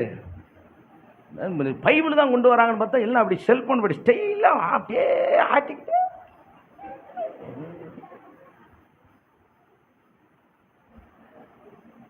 அல்லேலூயா. என்ன மறந்தாலும் என் செல்போன் மறப்பதில்லையே, எது கைவிட்டாலும் செல்போனை கைவிடுறதில்லை. ஏ அப்பா, பிள்ளைய கூட மறந்துடுவாங்கங்க, எதை மறக்க மாட்டாங்க? ரீல்ஸ் மோகம் இப்போ பயங்கரமாக இருக்குது. இப்போ ரீல்ஸ் மோகம். நீங்கள் வந்து அந்த ரீல்ஸில் நல்ல காரியங்கள் இருக்குதான்னு பார்த்தீங்கன்னா 100க்கு 100 என்ன இல்லை, நல்ல காரியங்களே இல்லை. பயங்கரமான காரியங்கள்லாம் அதில் வருது. கவனமாக நம்ம இருக்கணும். அது நம்முடைய சிந்தையை அதை அசுத்தமாக்கிறோம், நம்முடைய வாழ்க்கையை கெடுத்துரும். நம்முடைய டைம் இந்த உலகத்தில் ரொம்ப முக்கியமானது பணம் இல்லை, ரொம்ப முக்கியமானது டைம், நேரம். கடவுள் நமக்கு கொடுத்துருக்கிற கிஃப்ட் என்னன்னு கேட்டிங்கன்னா நேரம். நேரமும் காலமும் யார் கொடுத்துருக்கிறது? கர்த்தர் கொடுத்துருக்கிறாரு. இதை வந்து நீங்கள் சரியாக பயன்படுத்தணும். பயன்படுத்தாமல் சோம்பேறியாக இருந்துட்டு கடைசியாக ஆண்டவர் எனக்கு என்ன செஞ்சார், ஆண்டவர் எனக்கு என்ன செஞ்சார், அவர் கேட்பார் நான் உனக்கு செஞ்சேன், நீ என்ன செஞ்ச அப்படின்னு கேட்பார். நான் வந்து ரீல்ஸ் பார்த்தேன், ஆண்டவரே பாரு. ஆண்டவர் எல்லாருக்கும் மலையை வானத்திலிருந்து பொழிகிறார். வசனம் சொல்லுகிறது, வசனம் என்ன ரொம்ப தெளிவாக என்ன சொல்லுகிறது அப்படின்னா, வானத்தின் மலை பொழியப்படுகிறது. ஆனால் யார் வாய்க்காலை வெட்டுறாங்களோ அவங்களுக்கு தான் என்ன நிரம்புது? அங்கே வந்து தண்ணீர் நிரம்புது. இப்போ நாம் செயல்படணும் பாருங்க. ஜெபிக்க வாங்க அப்படின்னா 40 நாள் ஜெபம் நடக்குயா? ஏதாவது ஒரு டைம் வாங்கயா, நேரம் இல்லைன்னு சொல்லாதீங்கயா. நேரம் வந்து இருக்காதியா. நாமெல்லாம் வந்து கலெக்டருக்கு அடுத்தபடியாக இருந்து வேலை பார்க்குறவங்க ஐயா. ஏகப்பட்ட கோப்பில் கையெழுத்து போட வேண்டியது இருக்குது. வரிசையில் வேறு நிற்கிறாங்க ஐயா கையெழுத்துக்காக. என்னையா செய்ய முடியும்? எனக்கு அன்பான தேவனுடைய பிள்ளைகளே, வேத புஸ்தகத்தில் அப்போஸ்தலர் 10ஆம் அதிகாரத்தில் ஒரு தேவ மனிதனை, பக்தி உள்ள ஒரு மனிதனை காண்பிக்கிறது, அடையாளம் காண்பிக்கிறது. அவன் பேர் கொர்நேலியோ. இத்தாலியா பட்டணத்தில் 100க்கு அதிபதியாயவர் இருந்தார். 100க்கு அதிபதியாக இருந்தார். அரசாங்கத்தில் பெரிய உத்தியோகத்தில் இருந்தார். ஆனால் வசனம் சொல்லுகிறது, அவன் ஜெபிக்கிறவனாயும் தேவ பக்தி உள்ளவனாயும் அவன் காணப்பட்ட. அப்போஸ்தலர் 10ஆம் அதிகாரம் 1ஆம் வசனம் 2ஆம் வசனம் வேகமாக வாசிங்க பார்க்கலாம். அப்போஸ்தலர் 10. இத்தாலியா பட்டாளம் என்னப்பட்ட பட்டாளத்திலே 100க்கு அதிபதியாகிய கொர்நேலியு என்னும் பெயர் கொண்ட ஒரு மனுஷன், அவன் தேவ பக்தி உள்ளவனும் தன் வீட்டார் அனைவரும் தேவனுக்கு பயந்தவனாயிருந்து தான தர்மங்களை செய்து, எப்படி எப்படி எப்படி சொல்றார், எப்போதும் தேவனை நோக்கி என்ன செய்தாராம், ஜெபம் பண்ணிக்கிட்டே இருந்தாராம். எவ்வளவு அற்புதமான வார்த்தை. யாரை குறித்து சொல்றாரு? புறஜாதியாகிய கொர்நேலியோ. அவன் ஒன்றும் யூதன் கிடையாது. இயேசுவை அறியாத மார்க்கத்திலிருந்து ரட்சிக்கப்பட்டவன், கர்த்தரை அறிந்தவன். இத்தாலியா பட்டாளத்தில் 100க்கு அதிபதி, ஒரு பெரிய இராணுவ சேனாதிபதி. அவர் சொல்றாரு, நான் தேவ பக்தி உள்ளவனாக இருந்து வீட்டார் அனைவரோடும் நான் பயந்து வாழ்ந்தவன் மாத்திரமல்ல, எப்போதும். சார் கொர்நேலியு சார், எப்படி சார் உங்களால் மட்டும் முடிஞ்சிச்சு? எப்படி சார் உங்களால் மட்டும் முடிஞ்சிச்சு? அவர் சொல்லுவார், அன்னைக்கு என் செல்போன் என் கையில் இல்லை சார் அப்படின்பார். Hallelujah, praise the lord, amen, hallelujah. எப்போதும் தேவனை நோக்கி ஜெபிக்கிறவராக இருந்தார். சார் உங்களுக்கு இராணுவத்தில் எதுவும் வேலை இல்லையா சார்? ஏதாவது ஓப்பி அடிச்சுக்கிட்டு இருந்தீங்களா சார்? இல்லை சார். அவனை குறித்து வசனம் சொல்லுகிறது, இத்தாலியா பட்டாளத்தில் செசரியாவில் அவனை தேவன் ரொம்ப சூப்பராக எழுதிச்சு. 100க்கு அதிபதியாக இருந்தாயா. கர்த்தர் இந்த டீட்டெயிலாம் எழுதணும். சும்மா எழுதியிருக்கலாம்ல. ஒரு மனுஷன் இருந்தான் ஒரு ஊரில், அவன் வந்து தேவனுக்கு பயந்தவனாக இருந்தான், அவன் பேர் கொர்நேலியு, அவன் ஜெபிப்பான், அப்படி எழுதியிருக்கலாம்ல. எவ்வளோ முக்கியமாக எழுதுனாரு. பக்கத்தில் கையை பிடிச்சி சொல்லுங்க, தலைக்கு மேலே வேலை இருந்தாலும் தலை தப்பிக்கணும்னா செபிக்கணும்னு சொல்லுங்க பார்க்கலாம். இல்லையா? சொல்லுங்க பார்க்கலாம். ஏன்னா ஜலப்பிரளயம் வந்தாலும் அவனை அது என்ன செய்யாதான். அது யார? தேவ பக்தி உள்ள மனுஷன். யார் தேவ பக்தி உள்ளவன்? ஜெபிக்கிறவன் தேவ பக்தி உள்ளவனாக இருக்கிறான். கரங்களை தட்டி கர்த்தருடைய நாமத்தை நல்ல மகிமைப்படுத்துங்க பார்க்கலாம். அந்த ஜெப கூட்டங்களுக்கு வரணும், உபவாச கூட்டத்துக்கு வரணும், முழு ஜெபத்துக்கெல்லாம் என்ன செய்யணும்? வரணும். ஜெபிச்சுக்கிட்டே இருங்க. ஆண்டவர் உங்களோடு கூட வந்து பெரிய காரியங்களை செய்வார். சங்கீதம் 109:4 தாவீது சொல்லுகிறார், நானோ தேவனை நோக்கி என்ன செய்கிறேன்? ஜெபிக்கிறவனாக இருந்தேன். தாவீதுடைய வாழ்க்கையில் சந்தி மத்தியான வேளையில் ஜெபிக்கிறவராக இருந்தார். அப்போஸ்தலர் 9:11 சொல்லுகிறது, பவுலை குறித்து கர்த்தர் சாட்சி சொல்றாரு, நீ போ, அவன் இப்பொழுது ஜெபித்து கொண்டிருப்பான் என்று கர்த்தர் சொல்றார். எப்படியாவது ஜெபிப்பாங்கன்னு சொல்லி தான் இந்த 40 நாள் ஜெபங்களை உண்டாக்குறது. ஏதாவது எனக்கு வேற ஊழியம் இல்லாமல் காலையில் சாயங்காலம் உங்களுக்கு ஜெபம் நடத்தலை, ஏதாகிலும் ஒரு இடத்துலையாவது வந்து ஜெபிச்சிட மாட்டாங்களான்ற ஒரு ஆதாங்கத்தில் தான் நாம் என்ன செய்கிறோம்? ஜெபங்கள் நடந்தேன். ஜனம் இந்த கடைசி காலத்தில் தப்புவிக்கப்பட்டுறாதா? ஒரு ஜெபிக்கிறவனாய் மாறிவிட மாட்டானா? ஒரு மன்றாட்டு வீரனாய் மாறிவிட மாட்டானா? தேவனுடைய சமூகத்தின் உறவாடுதலிலே நெருங்கிவிட மாட்டானா? கர்த்தருக்கும் அவனுக்கும் இடையே உள்ள தூரத்தை நான் சரி செய்து விட மாட்டேனா? எனக்கு அன்பான தேவனுடைய பிள்ளைகளே, தேவன் உங்கள் வாழ்க்கையை ஆசீர்வதிக்கும்படி இந்த காலையில் உங்களோடு பேசிக் கொண்டிருக்கிறார். 1 தெசலோனிக்கேயர் 5:17 சொல்லுகிறது, இடைவிடாமல் நீங்கள் என்ன செய்யுங்க? ஜெபம் பண்ணுங்கள். ஹல்லேலூயா. 1 பேதுரு 4:9 சொல்லுகிறது, ஜெபத்திலே உறுதியாய் என்ன செய்யுங்கள்? தரித்திருங்கள். ஜெபம் பெரிய காரியங்களை கண்டிப்பாய் செய்ய வல்லமுள்ளதாக இருக்கிறது. ஆமென், பிரைஸ் தி லார்ட். ஆகையினால் ஜெபம் இல்லாமல் இருக்காதீங்க. தேவ பக்தி உள்ள வாழ்க்கை நீங்கள் வாழணும்னா ஜெப வாழ்க்கையே தேவ பக்தி உள்ள மனிதனாய் உங்களை மாற்றிவிடும் என்பதிலே சந்தேகமில்லை.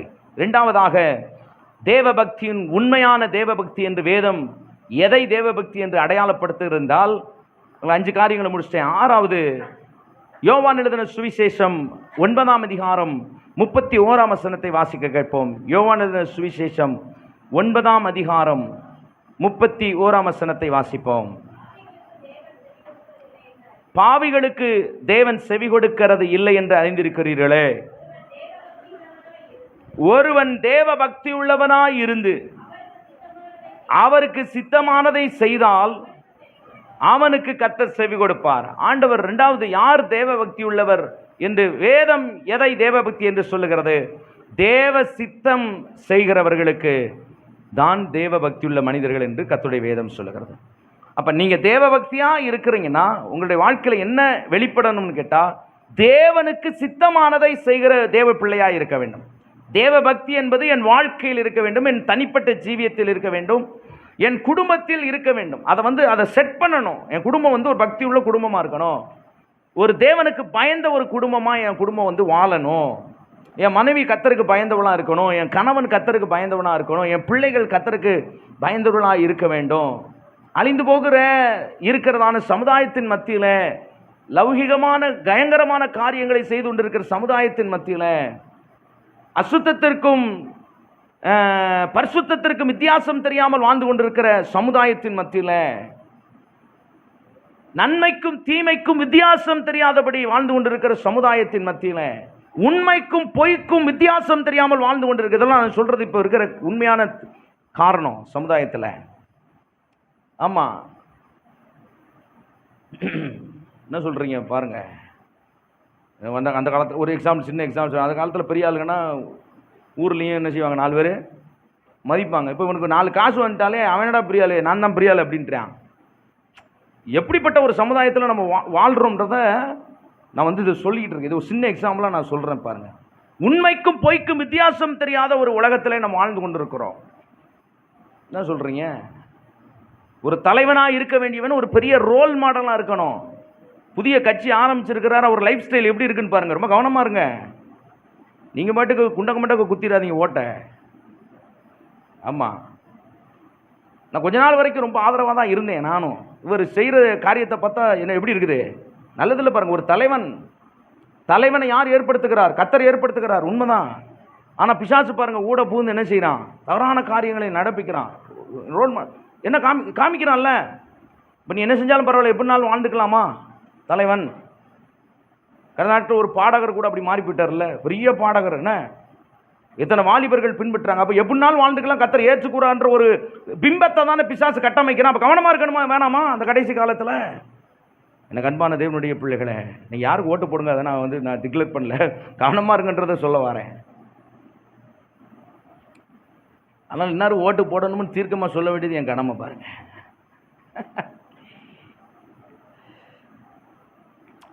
அப்படிப்பட்ட ஒரு காலத்தில் வாழ்ந்து கொண்டிருக்கிற நாம பாபிலோனிலே இருந்தாலும், பாபிலோன் என்று சொன்னாலே பேய்களின் குடியிருப்பு என்று பைபிள் சொல்லுது. பாபிலோன் அப்படிப்பட்ட பேய்களின் குடியிருப்புக்குள்ளே வாழ்ந்ததான தானியேல் அந்த தேசத்தினுடைய எந்த கொள்கைக்கு காம்ப்ரமைஸ் ஆகாதபடி தேவனுக்காக உத்தமமாய் தேவபக்தி உள்ள மனிதனாய் வாழ்ந்தான். காரணம், அவன் ஜெபிக்கிறவனாய் இருந்தான். அல்லேலூயா. தான் வாழ்ந்த காலத்திலே பாபிலோன் பட்டணத்திலே இவன் தானியேல் தேவ சித்தம் செய்கிறவனாய் இருந்தான். அல்லேலூயா, அல்லேலூயா. தாவீதை குறித்து கர்த்தர் சொல்லும் பொழுது அவன் என் இருதயத்திற்கு அதுக்கு அடுத்து தான் ஒன்று சொல்லுது, எனக்கு சித்தமானவைகளை செய்கிறவனாய் இருந்தான். எனக்கு சித்தமானவைகளை செய்கிறவனாய் இருந்தான். எந்த விஷயத்தை செய்தாலும் கர்த்தரிடத்தில் கேளுங்க, ஆண்டவரே என் விருப்பம் இல்லை ஆண்டவரே, உங்கள் விருப்பத்தை நான் நிறைவேற்ற ஆளாக இருக்கணும். கர்த்தர் விருப்பத்தை நிறைவேற்றுங்க. ஆண்டவரில் பெரிய ஆசீர்வாதத்தை தேவன் கொடுக்க ஆண்டவர் வல்லமையுள்ள கர்த்தராக இருக்கிறார். ஆமென். என்னுடைய திருமண வாழ்க்கையில் எனக்கு ஏராளமான வாய்ப்புகள். இதை பேசும்போது எனக்கு கொஞ்சம் பயமாக இருக்கும். எதையாவது ஒன்று சொல்லிடுவேன், என் மனைவி அதையே பிடிச்சிட்டு நான் அந்த வாரம் முழுவதும் என்னை பஞ்சாயத்து பண்ணிடுவா. பார்க்க ஒரு நாள் சொல்லிவிட்டேன். ஆமாம், ஒரு நாள் சும்மா யதார்த்தமாக வாயில் வந்துருச்சு, சூப்பர் பொண்ணெல்லாம் எனக்கு வந்துச்சு. அப்போ நான் சூப்பர் பொண்ணு இல்லையா அப்படின்ட்டு. அதனால் பேசும்போது பதக்குன்னு இருக்கு பாருங்க. சப்ஜெக்ட் எடுத்தாலே பதக்குன்னு இருக்கிறாரு. என்ன சொல்கிறீங்க? வாய்ப்புகள் நிறையா. ஆனால் எங்கள் அப்பாவுக்கும் சரி எனக்கும் சரி ஆண்டுகிட்ட நான் கேட்டதெல்லாம் அப்படி தான். ஆண்டவர், இந்த ஊழியத்தை இணைந்து ஆண்டவருக்காக பெரிய காரியத்தை செய்கிறோமோ சிறிய காரியத்தை செய்கிறோமோ, ஆனால் தேவ ராஜ்யத்தை இணைந்து கட்டுவதற்கு தேவ சித்தத்தின்படி தேவன் எனக்கு என்ன செய்யணும், கர்த்தர் நல்ல அந்த காரியத்தை நான் செய்யணும். சொல்லுங்கள் பார்க்கலாம். அப்போ எனக்கு அன்றைக்கி 2 பிளான் இருந்துச்சு. ஒன்று சென்னையிலேருந்து ஒரு சொல்லியிருந்தாங்க. அவங்க அவர் பாஸ்ட்னு சொல்லிட்டாருன்னா, அவர் பாஸ்ட் பெரிய பாஸ்ட், 2 பொம்பளை பிள்ளைங்க. அவர் சொல்கிறார், நாங்கள் வீடே பார்க்க வேணாம், மாப்பிள்ளை நேரடியாக பொண்ணையே கட்டிட்டு போட்டோம் அப்படின்றாரு. நான் சென்னைக்கு நம்ம என்ன செய்ய முடியாது, போயிட்டு போயிட்டு வர முடியாது. அதனால் முதல்ல இந்த பொண்ணை பார்ப்போம், இது செட் ஆகலைன்னா எங்கே போவோம், இந்த மனநிலையில் தான் நான் கூப்பிட்டு போகிறேன். அதுக்கு முன்னாடி நான் 10 வருஷத்துக்கு முன்னாடி உள்ள கதையை சொல்கிறேன் பாருங்கள். நான் அப்போ கொஞ்சம் சம்பாரித்து ஒரு 15,000 ரூபா நான் பேங்க்கில் வச்சுருந்தேன், யாருக்கும் தெரியாமல். எப்போ பார்த்தாலும் வயசு எனக்கு கொஞ்சம் அப்படி மூவ்மெண்ட் ஆகி போயிட்டு இருக்கும்போது நம்ம பொது வாழ்க்கையில் இருக்கிறோம் பாருங்கள். 4 பேர் 4 விதத்தை எங்கள் அப்பாட்ட சொல்லுவாங்க. எங்கள் அப்பாவுக்கு அல்லையெல்லாம் பிடிக்கும். சீக்கிரம் எனக்கு என்ன செய்யணும், கல்யாணத்தை முடிக்கணுமே. இந்த மாதிரிலாம் அவசரம்லாம் சில நேரம் அவசரப்படாதீங்க.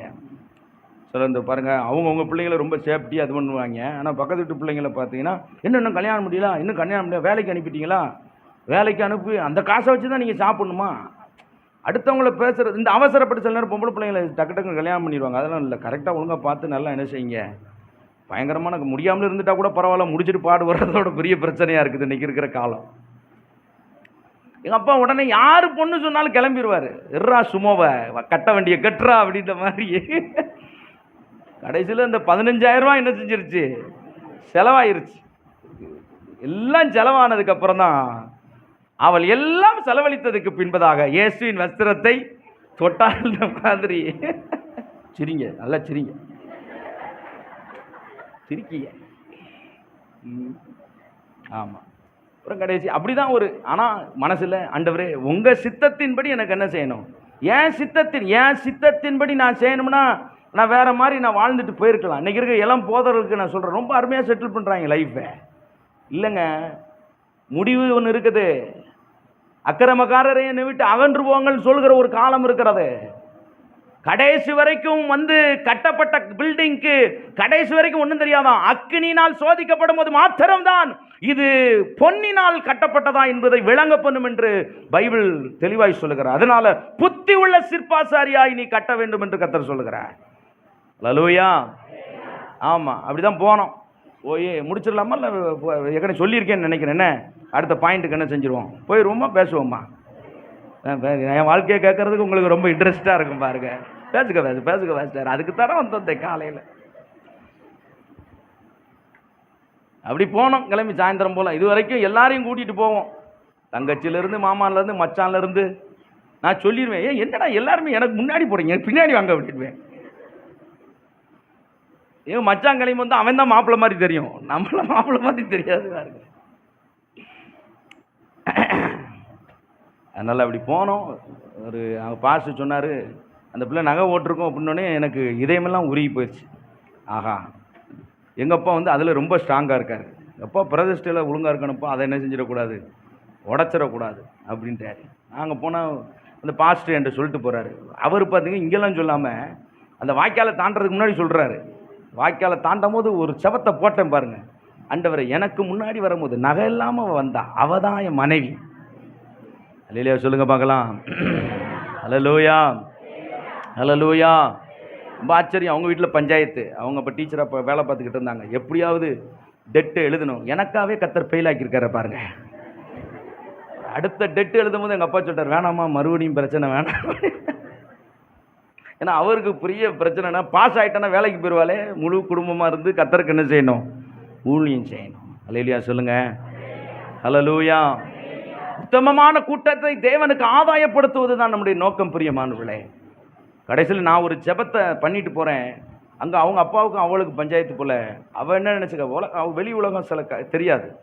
அவங்க என்ன நினச்சிருக்கிறாங்க, நகையெல்லாம் கழட்டி வச்சுட்டு போனால் இவங்க வேணான்னு சொல்லிடுவாங்கன்னு சொல்லிட்டு ஒரு 4 மணி நேரம் கழித்து எங்கள் அண்ணி தான் எனக்கு டீ கொடுத்துச்சு. நான் பார்த்துக்கிட்டு இருக்கேன் உருன்னு.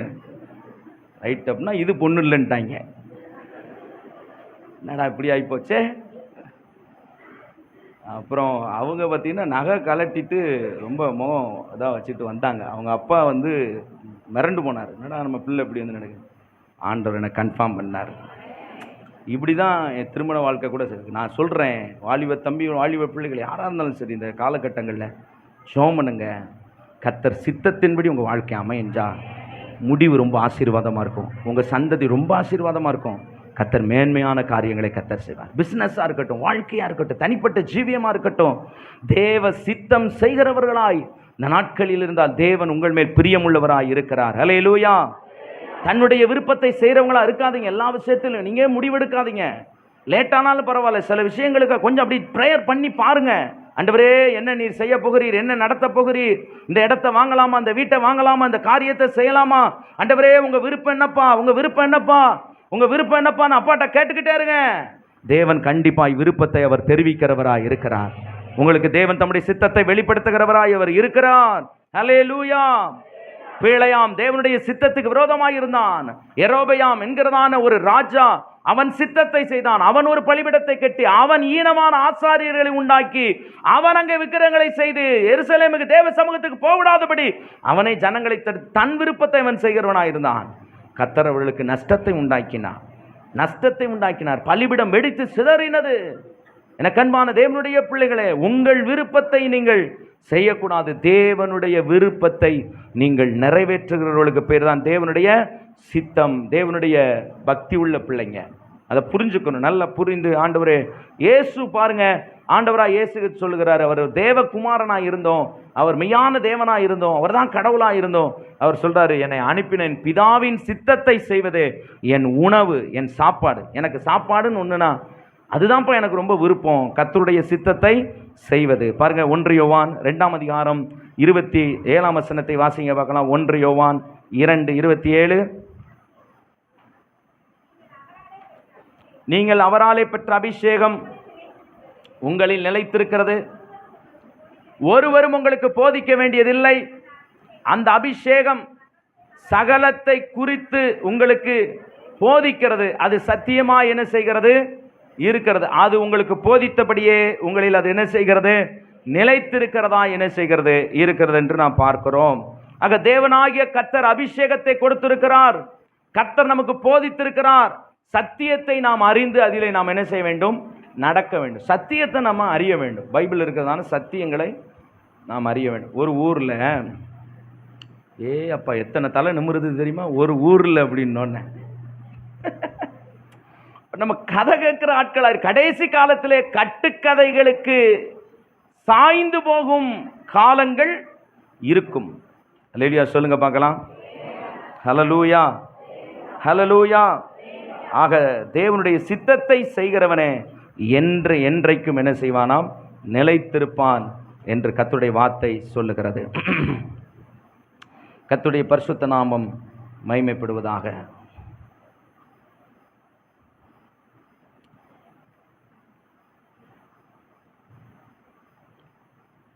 அப்போ தேவனுடைய சித்தத்தை செய்கிறவங்க, உங்களை பக்கத்தில் உங்களை பார்த்து, உங்களை குறித்து தேவனுக்கு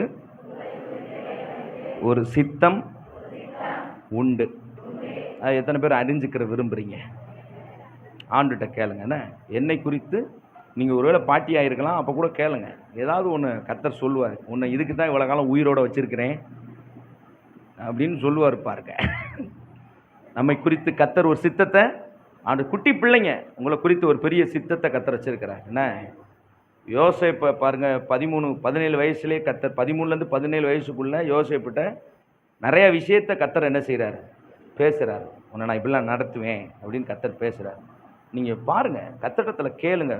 அதெல்லாம் நீங்கள் அப்படி பிடிச்சிக்கிட்டிங்கன்னா சில விஷயங்கள்லாம் ரொம்ப ராயலாக கர்த்தர் உங்களை கொண்டு வந்துடும். பக்கத்தில் உங்களை பார்த்து சொல்லுங்க, தேவ சித்தத்தை மட்டும் தெரிஞ்சுக்கிட்டிங்கன்னா ரொம்ப ராயலாக கர்த்தர் உங்களை கொண்டு வந்துடுவார். சொல்லுங்க பார்க்கலாம். ஹல்லேலூயா. சில நேரம் கர்த்தர் நடத்துகிற பாதை கொஞ்சம் புரியாது. என்னத்துக்கிட்ட அந்த சிறைச்சாலை கொண்டு வந்தாருன்னு யோசேப்பு என்ன செஞ்சுருப்பான், நினச்சிருப்பான். 1 வருஷம் இல்லை, 2 வருஷம் இல்லை, பல ஆண்டுகளாக சிறைச்சாலையில் என்ன செய்தார் யோசேப்பு இருந்தார். நினச்சிருப்பார் யோசேப்பு, நினச்சிருப்பார், ஏன்டா என் வாழ்க்கை இப்படி இருக்குது, ஏன் என் வாழ்க்கை இப்படி போயிட்டு இருக்குது அப்படின்னு நினச்சிருப்பார். பயப்படாதீங்க, பக்கத்தவங்க பார்த்து சொல்லுங்க, எப்படியோ போய்கிட்டு இருக்குது, பயப்படாதீங்கன்னு சொல்லுங்கள் பார்க்கலாம். பக்கத்தில் பயப்படாதீங்க, முடிவு ரொம்ப ராயலாக இருக்குன்னு சொல்லுங்கள் பார்க்கலாம். அல்லேலூயா சொல்லுங்க. முடிவுனா பாஸ்டர் செத்ததுக்கு அப்புறமா அப்படி இல்லை, அப்படி இல்லை. அது எப்படி இருந்தால் எனக்கு என்ன பாஸ்டர், அப்படி இல்லை. ஒரு காலத்தை கர்த்தர் என்ன செய்கிறாரு, வச்சிருக்கிறார். கிரேட்டாக கர்த்தர் உங்களை நடத்துவார், மகிமையாய் கர்த்தர் உங்களை நடத்துவார், ராயலாக கர்த்தர் உங்களை நடத்துவார். எத்தனை பேர் அப்படி நடத்தணும்னு விரும்புறீங்க? எத்தனை பேர் அப்படி நடத்தணும்னு விரும்புறீங்க? எத்தனை பேர் கர்த்தர் அப்படி செய்யணும்னு நினைக்கிறீங்க? இந்த காலவேளையில் கர்த்தர் சொல்கிறார், என் சித்தத்தின்படி நீ செய்யும் பொழுது அந்த காரியங்களை நான் உனக்கு செய்வேன் என்று கர்த்தர் சொல்லுகிறார். ஹல்லேலூயா. சின்ன பிள்ளைங்கிட்ட சொல்லுங்க, ஏசப்பா சொல்றதை கேள்றா அப்படின்னு கேளுங்க. ஏசப்பா சொல்றதை கேள்றா. என்னன்னு சொல்றத இயேசுபாட்ட கேளு. கர்த்தர் சின்ன பிள்ளைகிட்ட ரொம்ப தெளிவா பேசுவார் பாருங்க. ஹல்லேலூயா, ஆமென். பாருங்க இன்னொரு வசனத்தை வாசிங்க. யாக்கோபு எழுதின நிருபம் 4ஆம் அதிகாரம் 13ஆம் வசனத்திலிருந்து வாசிங்க பார்க்கலாம். யாக்கோபின் நிருபம் 4ஆம் அதிகாரம். மேலும் நாங்கள் இன்றைக்கு அல்லது நாளைக்கு இன்ன பட்டணத்திற்கு போய் அங்கே ஒரு வருஷம் தங்கி வியாபாரம் செய்து சம்பாத்தியம் பண்ணுவோம் என்கிறவர்களே கேளுங்களேன். ரொம்ப எவ்வளோ டீட்டெயிலாக எழுதுறாரு பாருங்க. இன்னைக்கு அந்த வசனத்தை மறுபடியும் போடுங்க போத. நாங்கள் இன்றைக்கு அல்லது நாளைக்கு இன்ன பட்டணத்திற்கு போய் அங்கே ஒரு வருஷம் தங்கி வியாபாரம் செய்து சம்பாத்தியம் பண்ணுவோம் என்று இருக்கிறவர்களை கேளுங்கள். நாளைக்கு நடப்பது உங்களுக்கு தெரியாதே. முடிச்சிட்டாரு. நாளைக்கு நடப்பது தெரியாதே. ஆலயத்தை விட்டு வீட்டுக்கு போன நடப்பது தெரியாதே. அவர் சொல்றாரு, உங்கள் ஜீவன் எப்படிப்பட்டது? கொஞ்ச காலத்தில் தோன்றி பின்பு தோன்றாமற் போகிற புகையை போல இருக்கிறது. அடுத்த வசனம் பாருங்க. தோன்றாமல் புகையை போல இருக்கிறது. ஆதலால் ஆண்டவருக்கு சித்தமானால் நாங்கள் உயிரோடு இருந்தால் இன்னென்னதை செய்வோம் என்று நீங்க என்ன செய்யணும்? சொல்லணும். அப்ப நீங்க எதை செஞ்சாலும் என்ன சொல்லணும்னா, இனிமேட்டி கர்த்தருக்கு சித்தமானா, இப்ப நாளைக்கு எங்க வீட்டுக்கு வாங்க அப்படின்னு சொன்னா உடனே என்ன சொல்லணுமா? கர்த்தருக்கு சித்தமானா என்ன செய்றேன்? வாரேன். சாப்பிடுங்க அப்படின்னு சொன்னா அதுக்கு உடனே கர்த்தருக்கு சித்தமானான்னு சொல்லக்கூடாது. சரி சாப்பிட்றேன் அப்படின்னு என்ன செய்யணும்? சாப்பிடணும். பாருங்க எதுக்கு சொல்லணும்னு நினைச்சோம். ஒருத்தர் கூப்பிடுறாரு, நாளைக்கு வியாபாரத்துக்கு வாங்க போவோம் அப்படின்னு கூப்பிடுறாரு. உடனே நீங்க என்ன சொல்லணும்னா, வாரேன் அப்படின்னு சொல்லக்கூடாது. கர்த்தருக்கு சித்தமானா. இப்ப நாளைக்கு போறது கர்த்தருக்கு சித்தம்னா கர்த்தர் உங்களை என்ன செய்வாரு? கொண்டு போவாரு. சில நேரம் சில காரியம் நடக்கலைன்னா புசுக்குன்னு கோவப்படக்கூடாது. அது கர்த்தருடைய சித்தம் இல்லைன்றதை தெளிவாக புரிஞ்சுக்கணும். சும்மா எதுக்கு எடுத்தாலும் நான் நினைக்கிறத நடத்துவேன் சார், நான் நினைக்கிறது இது வரைக்கும் நடத்தி என்னவா நடந்திருக்கா? ஒன்றும் ஆகலை. இனிமேட்டு ஆண்டவரை பார்த்து சொல்லுங்க, ஆண்டவரே உமக்கு சித்தமானது என்ன செய்யட்டும்? நடக்கட்டும். எனக்கு அருமையானவர்களை தாழ்மையாய் சொல்லுகிறேன், கர்த்தருக்கு சித்தமானதை, அதான் வசனம் சொல்லுகிறது, கர்த்தருக்கு சித்தமானது அவர் கையினால் வாய்க்கும். அல்லேலூயா சொல்லுங்க.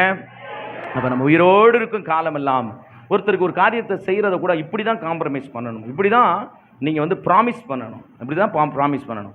கர்த்தருக்கு சித்தமானா நான் என்ன செய்கிறேன்? உங்களுக்கு செய்கிறேன். கர்த்தருக்கு சித்தமானா இதை நான் உங்களுக்கு கொடுக்குறேன் அப்படின்றத நீங்கள் ப்ராமிஸ் பண்ணணும். நான் தாரேன் அப்படின்லாம் அசால்ட்டாக என்ன செய்யக்கூடாது?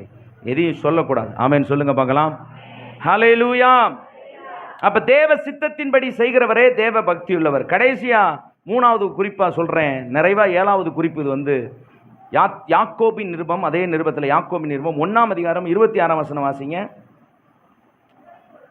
உங்களில் ஒருவன் தன் நாவை அடக்காமல் தன் இருதயத்தை வஞ்சித்து தன்னை தேவ பக்தியுள்ளவன் என்று எண்ணினால் அவனுடைய தேவ பக்தி வீணாயிருக்கும். சவுண்டு 7வது கடைசியாக நான் சொல்கிறேன், தன் நாவை அடக்குவதே தேவ பக்தியுள்ள. பக்கத்தில் உள்ளவங்க பார்த்து சொல்லுங்க, தன் நாவை அடக்குவதற்கு பேர் தான் தேவ பக்தி. அதான பாஸ்டர் முடியல, அது மட்டும் முடிஞ்சுன்னா எதுக்கு பாஸ்டர்? தன் நாவை அடக்கணும். விசுவாசிங்க இது ஒரு பெரிய சத்தியம். இது ஒரு பெரிய சத்தியம். தன் நாவை அடக்காமல் தன் இருதயத்தை வஞ்சித்து தன்னை தேவ பக்தி உள்ளவன் என்று எண்ணினால், தேவ பக்தி உள்ள மனுஷனா, தேவ பக்தி உள்ள பிள்ளையா இருப்பீங்க அப்படின்னா ஒன்று தெரிஞ்சுக்கோங்க, உங்கள் நாவை அடக்குகிறவர்களா இருக்க வேண்டும். அருமையான மருமக்கமார்களே சொல்லுவாங்க, அப்படி சொல்லிக்கிறாரு. நாம சொல்ற அளவுக்கு தகுதி இல்லை, எங்க அப்பா கூட அப்படி சொல்லலாம் பாருங்க. அருமையான தேவனுடைய பிள்ளைகளே, நாம் என்ன செய்ய வேண்டும்? நம்முடைய நாவை அடக்கணும். அதுல தான் தேவ பக்தி விளங்கும். ஒருவன் தேவ பக்தி உள்ளவனாய் இருக்கிறான் என்று சொன்னால் அவன் எப்படிப்பட்டவனாய் இருக்கிறான்? உலகத்தால் கரைபடாதவராய் இருக்க வேண்டும். தேவன் மேல் உறுதி உள்ளவராய் இருக்க வேண்டும். அது மாத்திரமல்ல, அவர் தன்னுடைய வாழ்க்கையில சத்தியத்தை அறிகிற அறிவிலே வளர வேண்டும். தேவனை ஆராதிக்கிறவராய் இருக்க வேண்டும். ஜெபம் பண்ணுகிறவராய் இருக்க வேண்டும். தேவ சித்தம் செய்கிறவராய் இருக்க வேண்டும். 7வதாக கர்த்தர் சொல்லுகிறார், தன் நாவை அடக்குகிறவன் தான் என்னவா? இது நான் இது வரைக்கும் போதிச்சிருக்கேன்னா என்னன்னு தெரியல. நிறைய விசுவாசிகள், நல்ல விசுவாசிகளை கர்த்தர் கொடுத்திருக்கிறார். நல்ல தேவனுடைய பிள்ளைகள் குடும்பங்களாக கர்த்தர் நம்மை நாட்டி இருக்கிறார். இந்த சத்தியத்தை நீங்கள் ஆழமாக நீங்கள் அறிந்து நல்லா இதில் சத்தியத்தில் வளரணும். உங்கள் நாவை நீங்கள் பயிற்சி வைக்கணும். டங்கு சிலிப்பாயிருச்சு சார் அப்படின்பாங்க. இந்த வார்த்தை ரொம்ப 100க்கு 100 உண்மையான வார்த்தை.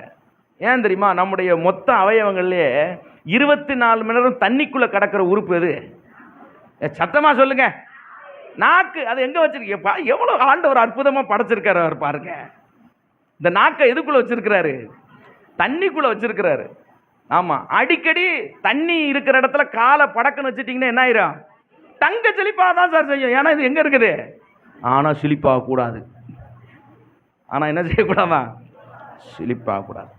பேசிட்டு மன்னிப்பு கேட்டுக்கிட்டே இருக்கக்கூடாது. பேசுறதுக்கு முன்னாடி 4 தடவை என்ன செய்யணும்? நல்லா யோசிக்கணும். ஆமேன்னு சொல்லுங்க பார்க்கலாம். நான் எப்பயுமே யாருக்கு முன்னாடியும் பேச உட்காந்துன்னா ஆழமாக யோசிப்பேன். இதை பேசலாமா, இதை நான் ரொம்ப அடிபட்டவன் பாருங்க. அல்லேலூயா சொல்லுங்க. தன் நாவை ஆள கற்றுக்கொள்ள வேண்டும். அதுதான் ஒரு நல்ல ஜெய ஜீவியமாக இருக்கிறது. விசுவாசிகள் தன் நாவை ஆள கற்றுக்கொள்ள வேண்டும். ஆவிக்குரிய ஒரு பழமொழி இருக்குன்னு ஒரு காரியத்தை நான் படித்தேன். பேச்சின் சுருக்கம் பரிசுத்தத்தின் சுருக்கம். பேச்சு சுருக்கமாக இருந்தாலும் என்ன உண்டாயிரும்? பரிசுத்தம் உண்டாகும். தன் நாவை காத்துக்கொள்ள வேண்டும். அதிகமாக பேசக்கூடாது. அதிகமாக பேசுறதுனால என்ன நடக்கும்னு கேட்டிங்கன்னா, பாவம் சொற்களின் மிகுதினால் என்ன இல்லாமல் போகாதான்? பாவம் இல்லாமல் போகாது. பாவம் இல்லாமல் போகாது. நீங்கள் ரொம்ப நேரம் நீங்கள் உங்கள் கூட பிறந்தவங்களாவே இருக்கட்டும், உங்கள் கூட பிறந்தவங்ககிட்டே ரொம்ப நேரம் கொஞ்ச நேரம் ஒரு 10 நிமிஷம் பேசுங்க, 1/4 மணி நேரம் பேசுங்க. அடுத்த அரை மணி நேரம் என்ன ஆகி போகும்? அரை மணி நேரம் என்ன பேசுவீங்க? இன்னொரு அக்கா கதை, இன்னொரு மச்சான் கதை, இன்னொரு பெரியப்பா கதை, இருக்கிற அத்தனை கதையும் பேசி முடிக்கிறதுக்குள்ளே பாவம் மொத்தமாக வீட்டு வாசலில் வந்து நிற்கும். இயேசுவின் நாமத்தினால. என்ன இப்படி ஆயிடுச்சு அப்படின்னா, பேசினேன்ல, பேசினது எல்லாம் எங்கே விடுஞ்சிருச்சுன்னா என் வீட்டில் விடுஞ்சிருச்சு. பாஸ்டர் கவனமாக இருக்கணும். எதை அடக்கணுமா, எதை அடக்கிறோமோ இல்லையோ, பக்கத்தில் பார்த்து சொல்லுங்க, எதை அடக்கிறோமோ இல்லையோ நாவை அடக்க வேண்டும். கர்த்தர் சொல்லுகிறார் நாவை அடக்க வேண்டும். அல்லேலூயா. நான் சொன்ன மாதிரி சொல்லுங்க. கர்த்தர் சொல்லுகிறார் நாவை அடக்க வேண்டும். நல்ல கைகளை தட்டி, ஆண்டவரே எனக்கு அந்த கிருபையை தாரும் ஆண்டவரே. ஹல்லேலூயா ஹல்லேலூயா ஹல்லேலூயா. துரபா ஷகபரதியா கரபா. பேச்சின் சுருக்கம் என்ன சுருக்கமாம்? பரிசுத்தத்தின் சுருக்கம். அல்லேலூயா. சின்ன பிள்ளைங்களா குட்டி பிள்ளைங்களா இருந்தாலும் நீங்கள் அதை பயிற்சி கொடுக்கணும். இந்த வார்த்தையை பேசணும். இந்த வார்த்தை என்ன செய்யக்கூடாது? பேசக்கூடாது. ஏசப்பாவுக்கு என்ன வரும்? கோபம் வரும். கவனமாக நீ என்ன செய்யணும்?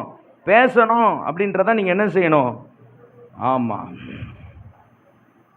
இன்றைய நாட்களில் அதிகமாக ஜோக்கு, நிறைய கடி ஜோக்கு அது வந்து ரொம்ப ஃபேமஸ் ஆகிடுச்சு பாருங்கள். நிறைய ஜோக் அடித்து பேசுகிறது. மாதிரி ஜோக்காக பேசுகிற ஆளுகளை தான் என்ன செய்தான்?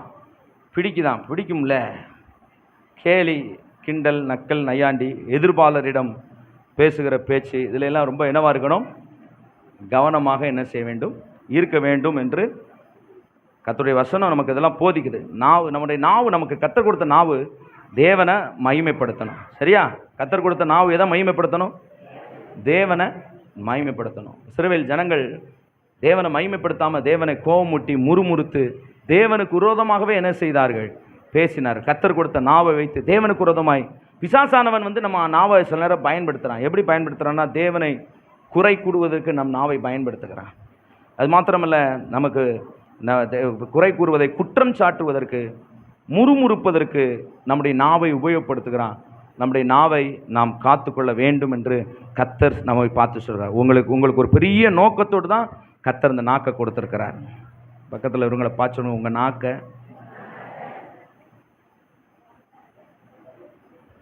உங்கள் நாக்கை அப்படின்னு சொல்லுங்க. உங்கள் நாக்கை ஒரு நோக்கத்துக்கு தான் கர்த்தர் வச்சிருக்கிறார். அல்லேலூயா. யோபின் புத்தகம் 1ஆம் அதிகாரம் 11ஆம் வசனத்தை வாசிங்களேன். யோபின் புத்தகம் 1:11 வாசிங்க.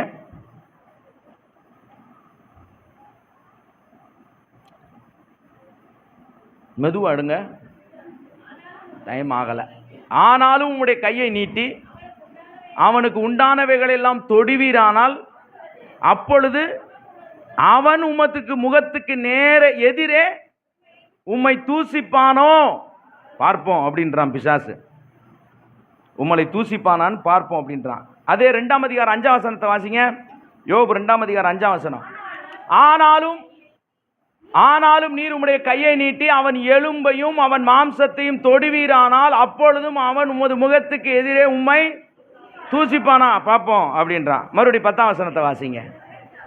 அதற்கு அவன் 10ஆம் வசனம், அதற்கு அவன் நீ பைத்தியக்காரி போல பேசுகிறாய், தேவன் கையில் நன்மையை பெற்ற நாம் தீமையை பெற வேண்டாமோ என்றான். இவைகள் எல்லாவற்றிலும் யோபு தன் உதடுகளினால் என்ன செய்யல. எவ்வளவு அற்புதமான வார்த்தை, யோசிச்சு பாருங்க. அதாவது பிசாசு என்ன சொல்றானா, நீர் அவன் சொத்து, அவனுடைய சம்பாத்தியம், அவனுடைய ஆடு மாடு மிருக ஜீவன்கள், அவனுடைய பிள்ளைங்க எல்லாத்தையும் நீ தொடு, அவன் அப்பையும் என்ன செய்ய மாட்டான், தூசிக்க மாட்டான். பார்ப்போமா அப்படின்றான் பிசாசு. அவன் தூசிக்கிறானான்னு பார்ப்போமா. அத்தனையும் க்ளோஸ் பண்ணாங்க, அத்தனையும் க்ளோஸ் பண்ணான். வாய் பேசவே இல்லை. நம்மளா இருந்தால் என்ன, கத்தர் ஒருத்தர் இருக்கிறாரா அப்படின்னு பேசியிருப்போமா இல்லையா? நான் பேசியிருப்பேன், நீங்கள் நீங்கள் பரிசுத்தவான்கள் பேச மாட்டீங்க. 2வது ஒரு வசனத்தில் வாசித்தீங்கன்னா, அவன் சரீரம் எலும்புகளை கூட என்ன செய்ய போகிறேன், நான் தொட போகிறேன், அப்பையும் உங்களை தூசிப்பானா பார்ப்போமா, அப்பையும் தூசிக்கலை. இப்போ பொண்டாட்டி ஏவி விட்டான். யார் ஏவி விட்டது? அவ சொல்கிறான், எந்திரிச்சு காலையில் எந்திரிச்சோடனே முதல்ல அவனை பார்த்து சொல்கிறா, இல்லை பைத்தியக்காரா அப்படின்றா. என்னம்மா காலையில் எந்திரிச்சோடனே டீ கிடைக்கும்னு பார்த்தா இப்படி பேசிக்கிட்டு இருக்கேன். இன்னைக்காவது ஒரு நல்ல டீ கிடைக்கும்னு நான் ரொம்ப வேதனையில் இருக்கேன், சரீர பலவீனத்தோடு இருக்கிறேன். சுக்குமல்லியெல்லாம் போட்டு என்னெல்லாம் பொடி இருக்கோ அத்தனையும் போட்டு டீ மாதிரியே இருக்காது, இருந்தாலும் அது கஷாயமாக குடிப்போம் அப்படின்னு நான் இன்னைக்கு காலையில் நினச்சேன். டீக்கு படிதெல்லாம் உப்பை போடுற, காப்பின்னு சொல்கிற அப்படின்னு அன்னைக்கு காலையில் யோசிச்சிருப்பான். அவள் இருந்துச்சோன்னா உடனே சொல்கிறான் பைத்தியக்காரி அப்படின்றான். ஆமாம், என்னைக்காவது உங்கள் மனைவி காலையில் இருந்துச்சு உங்களை பைத்தியக்காரின்னா நீங்கள் கரெக்டாக இருக்கீங்கன்னு அர்த்தம்.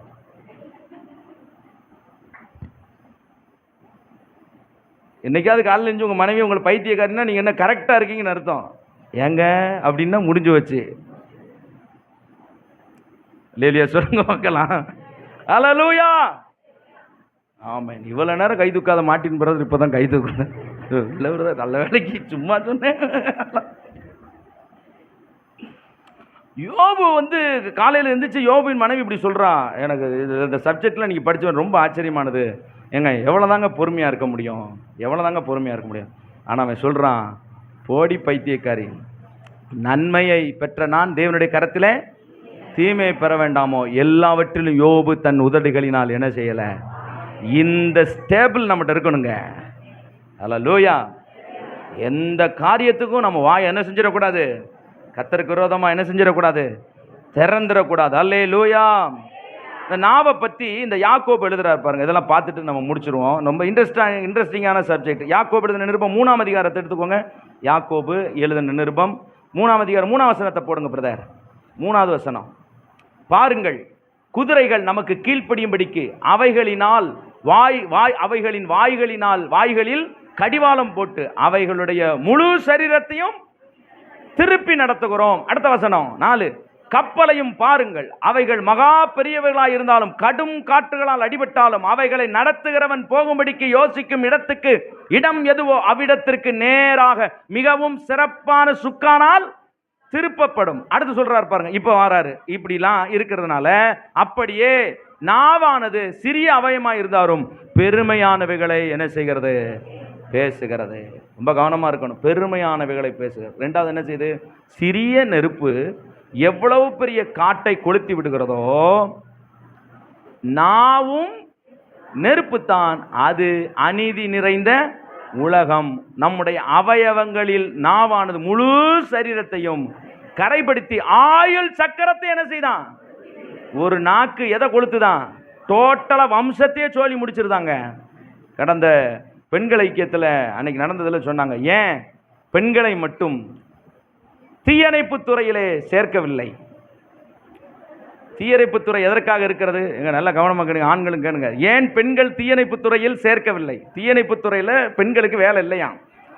ஏன் வேலை இல்லைன்னு ஒருத்தன் போட்டிருக்கான். என்ன போட்டிருக்கானா, தீயணைப்பு துறை என்ன வேலை பார்க்குது, அணைக்கிற வேலை. இவர்களுக்கு கொளுத்த மட்டும்தான் தெரியும், அணைக்க தெரியாது அப்படின்ட்டா.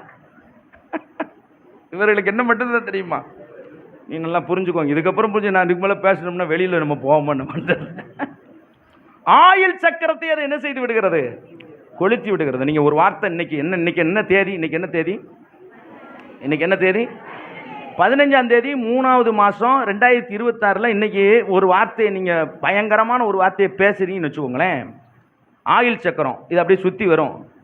15ஆம் தேதி 3வது மாதம் 2027 நிறைவேறிடும். 2027 நிறைவேறிடும். அதனால் நீங்கள் பேசுகிறது நீங்கள் கவனமாக என்ன செய்யணும், பேசணும்னு கர்த்தர் என்ன செய்திருக்கிறார், சொல்லியிருக்கிறார். பெருமையானவைகளை பேசும் ஆயுள் சக்கரத்தை கொளுத்தி விடும். ஒரு நாள் ஒரு பாஸ்டருடைய மனைவி பிசாசு ஆடிக்கிட்டு இருந்துச்சு. ஒரு இடத்துல ஜெபம் பண்ண போகும்போது அதுகிட்ட நீ எதுக்கு வந்த அப்படின்னு கேட்டதுக்கு அது சொல்லுது, நான் வரல, அவன் புருஷன் தான் கூப்பிட்டான் அப்படின்னு சொல்லுது. என்னன்னா எப்போ பார்த்தாலும் இந்த மனைவியை ஏடிய பிசாசு இங்கே வாடி அப்படின்னு பாரு பாஸ்டர்.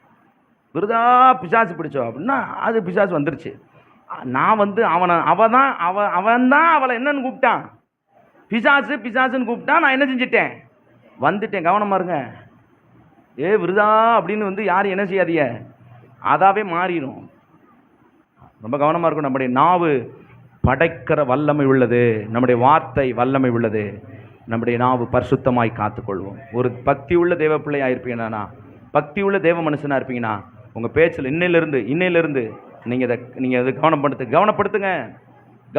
நிறைய பேர் பேசி நிறையா விஷயத்தை நீங்கள் இழந்திருக்கீங்க. நிறைய பேர் பேசி நிறைய விஷயத்தை, நிறைய ஆபத்துகளை நீங்கள் சந்தித்து கொண்டு இருக்கிறீங்க. நிறைய பேர் பேசி துடுக்கா பேசின வார்த்தைகள் நிமித்தமாய் பட்டதான மனவேதனைகள் ஏராளம் உண்டு. நம்முடைய நாவு பரிசுத்தமாய் காத்துக்கொள்ளுகிறவர்களுக்கு பேர் தான் தேவ பக்தி உள்ளவர்களாக இருக்கிறார்கள். நம்ம எழுந்து நிற்க போகிறோம் ஆண்டுடைய சமூகத்தில். ஆண்டவரே, நான் ஒரு பக்தி உள்ள தேவ மனுஷனாய் என்னை நீர் மாற்றும் ஆண்டவரே. எல்லாருடைய ஜபமாக இருக்க வேண்டும், எல்லா சிறு பிள்ளைகளுடைய ஜபமாக இருக்க வேண்டும், எல்லா தேவனுடைய பிள்ளைகளுடைய ஜபமாக இருக்க வேண்டும். ஹல்லேலூயா, ஸ்தோத்திரம் ஸ்தோத்திரம். எல்லாரும் எழுந்து நிற்போம் ஆண்டுடைய சமூகத்தில். Hallelujah hallelujah. Thank you Jesus.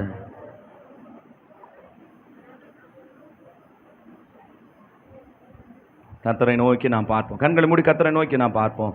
Thank you Lord, thank you Lord. ஒரு 2 நிமிஷம் மட்டும் டைம் கொடுங்க, அப்படியே ஜெபம் பண்ணுங்க பார்க்கலாம்.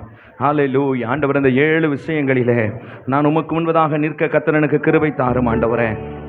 உமக்கு முன்பதாக நிற்க கிருபை தாரும் ஆண்டவரே.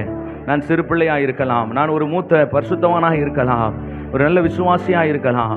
ஆனால் இன்றைக்கு கற்றுக்கொண்ட பாடங்கள் என் வாழ்க்கைக்கு பிரயோஜனமாய் மாறட்டும் ஆண்டவரே. உண்மையாய் உம்மை சேவிக்கிற எங்களுக்கு பக்தி உள்ள தேவ மனுஷனாய் வாழும்படி கர்த்தர் எங்களை தெரிந்தெடுக்கிறீர். ஒரு நல்ல ஜப ஜீவியம் எனக்குள்ளே வேண்டும் ஆண்டவரே. ஒரு ஜபிக்கிற ஜப ஜீவியம் எனக்குள்ளே வேண்டும் ஆண்டவரே. 2வதாக உங்கள் சித்தத்தை நான் செய்கிறாளா இருக்க வேண்டும் ஆண்டவரே.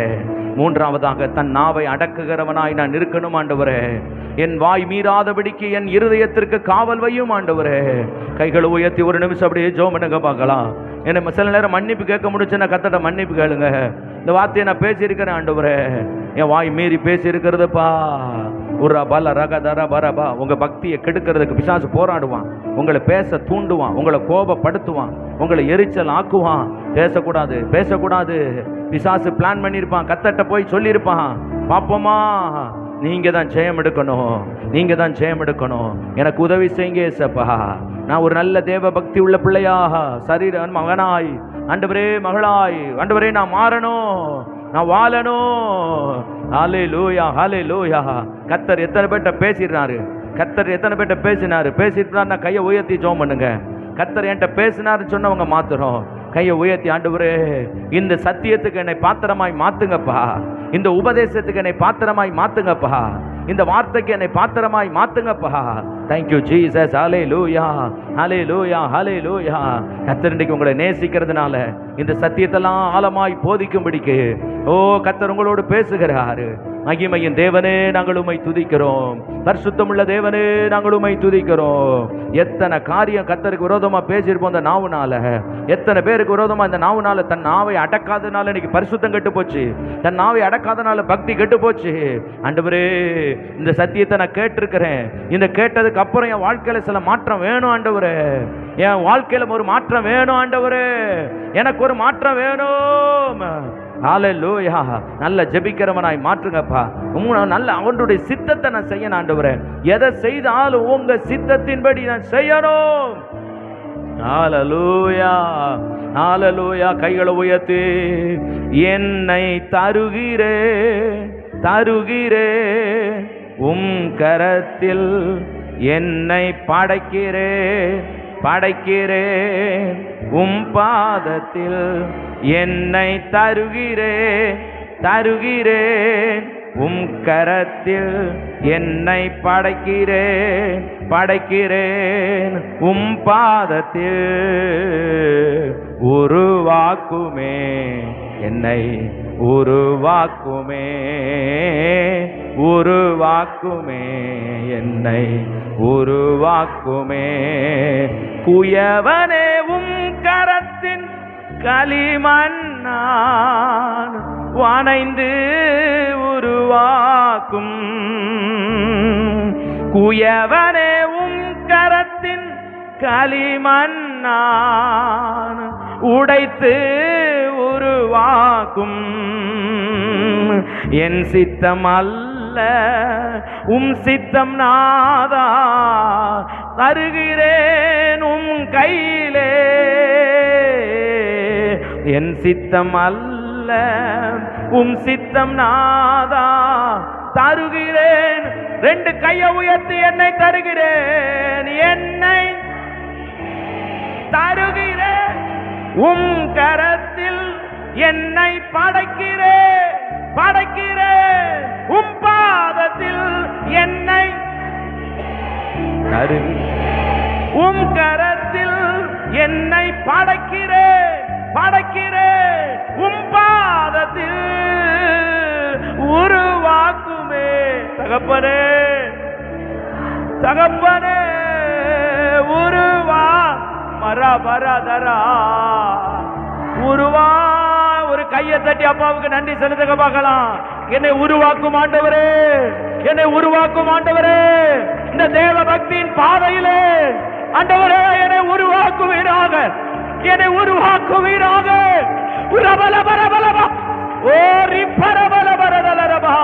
என்னை உருவாக்கும் ஆண்டவரே, என்னை உருவாக்கும் ஆண்டவரே. உம்முடைய கரத்தில் என்னை அர்ப்பணிக்கிறேன்ப்பா.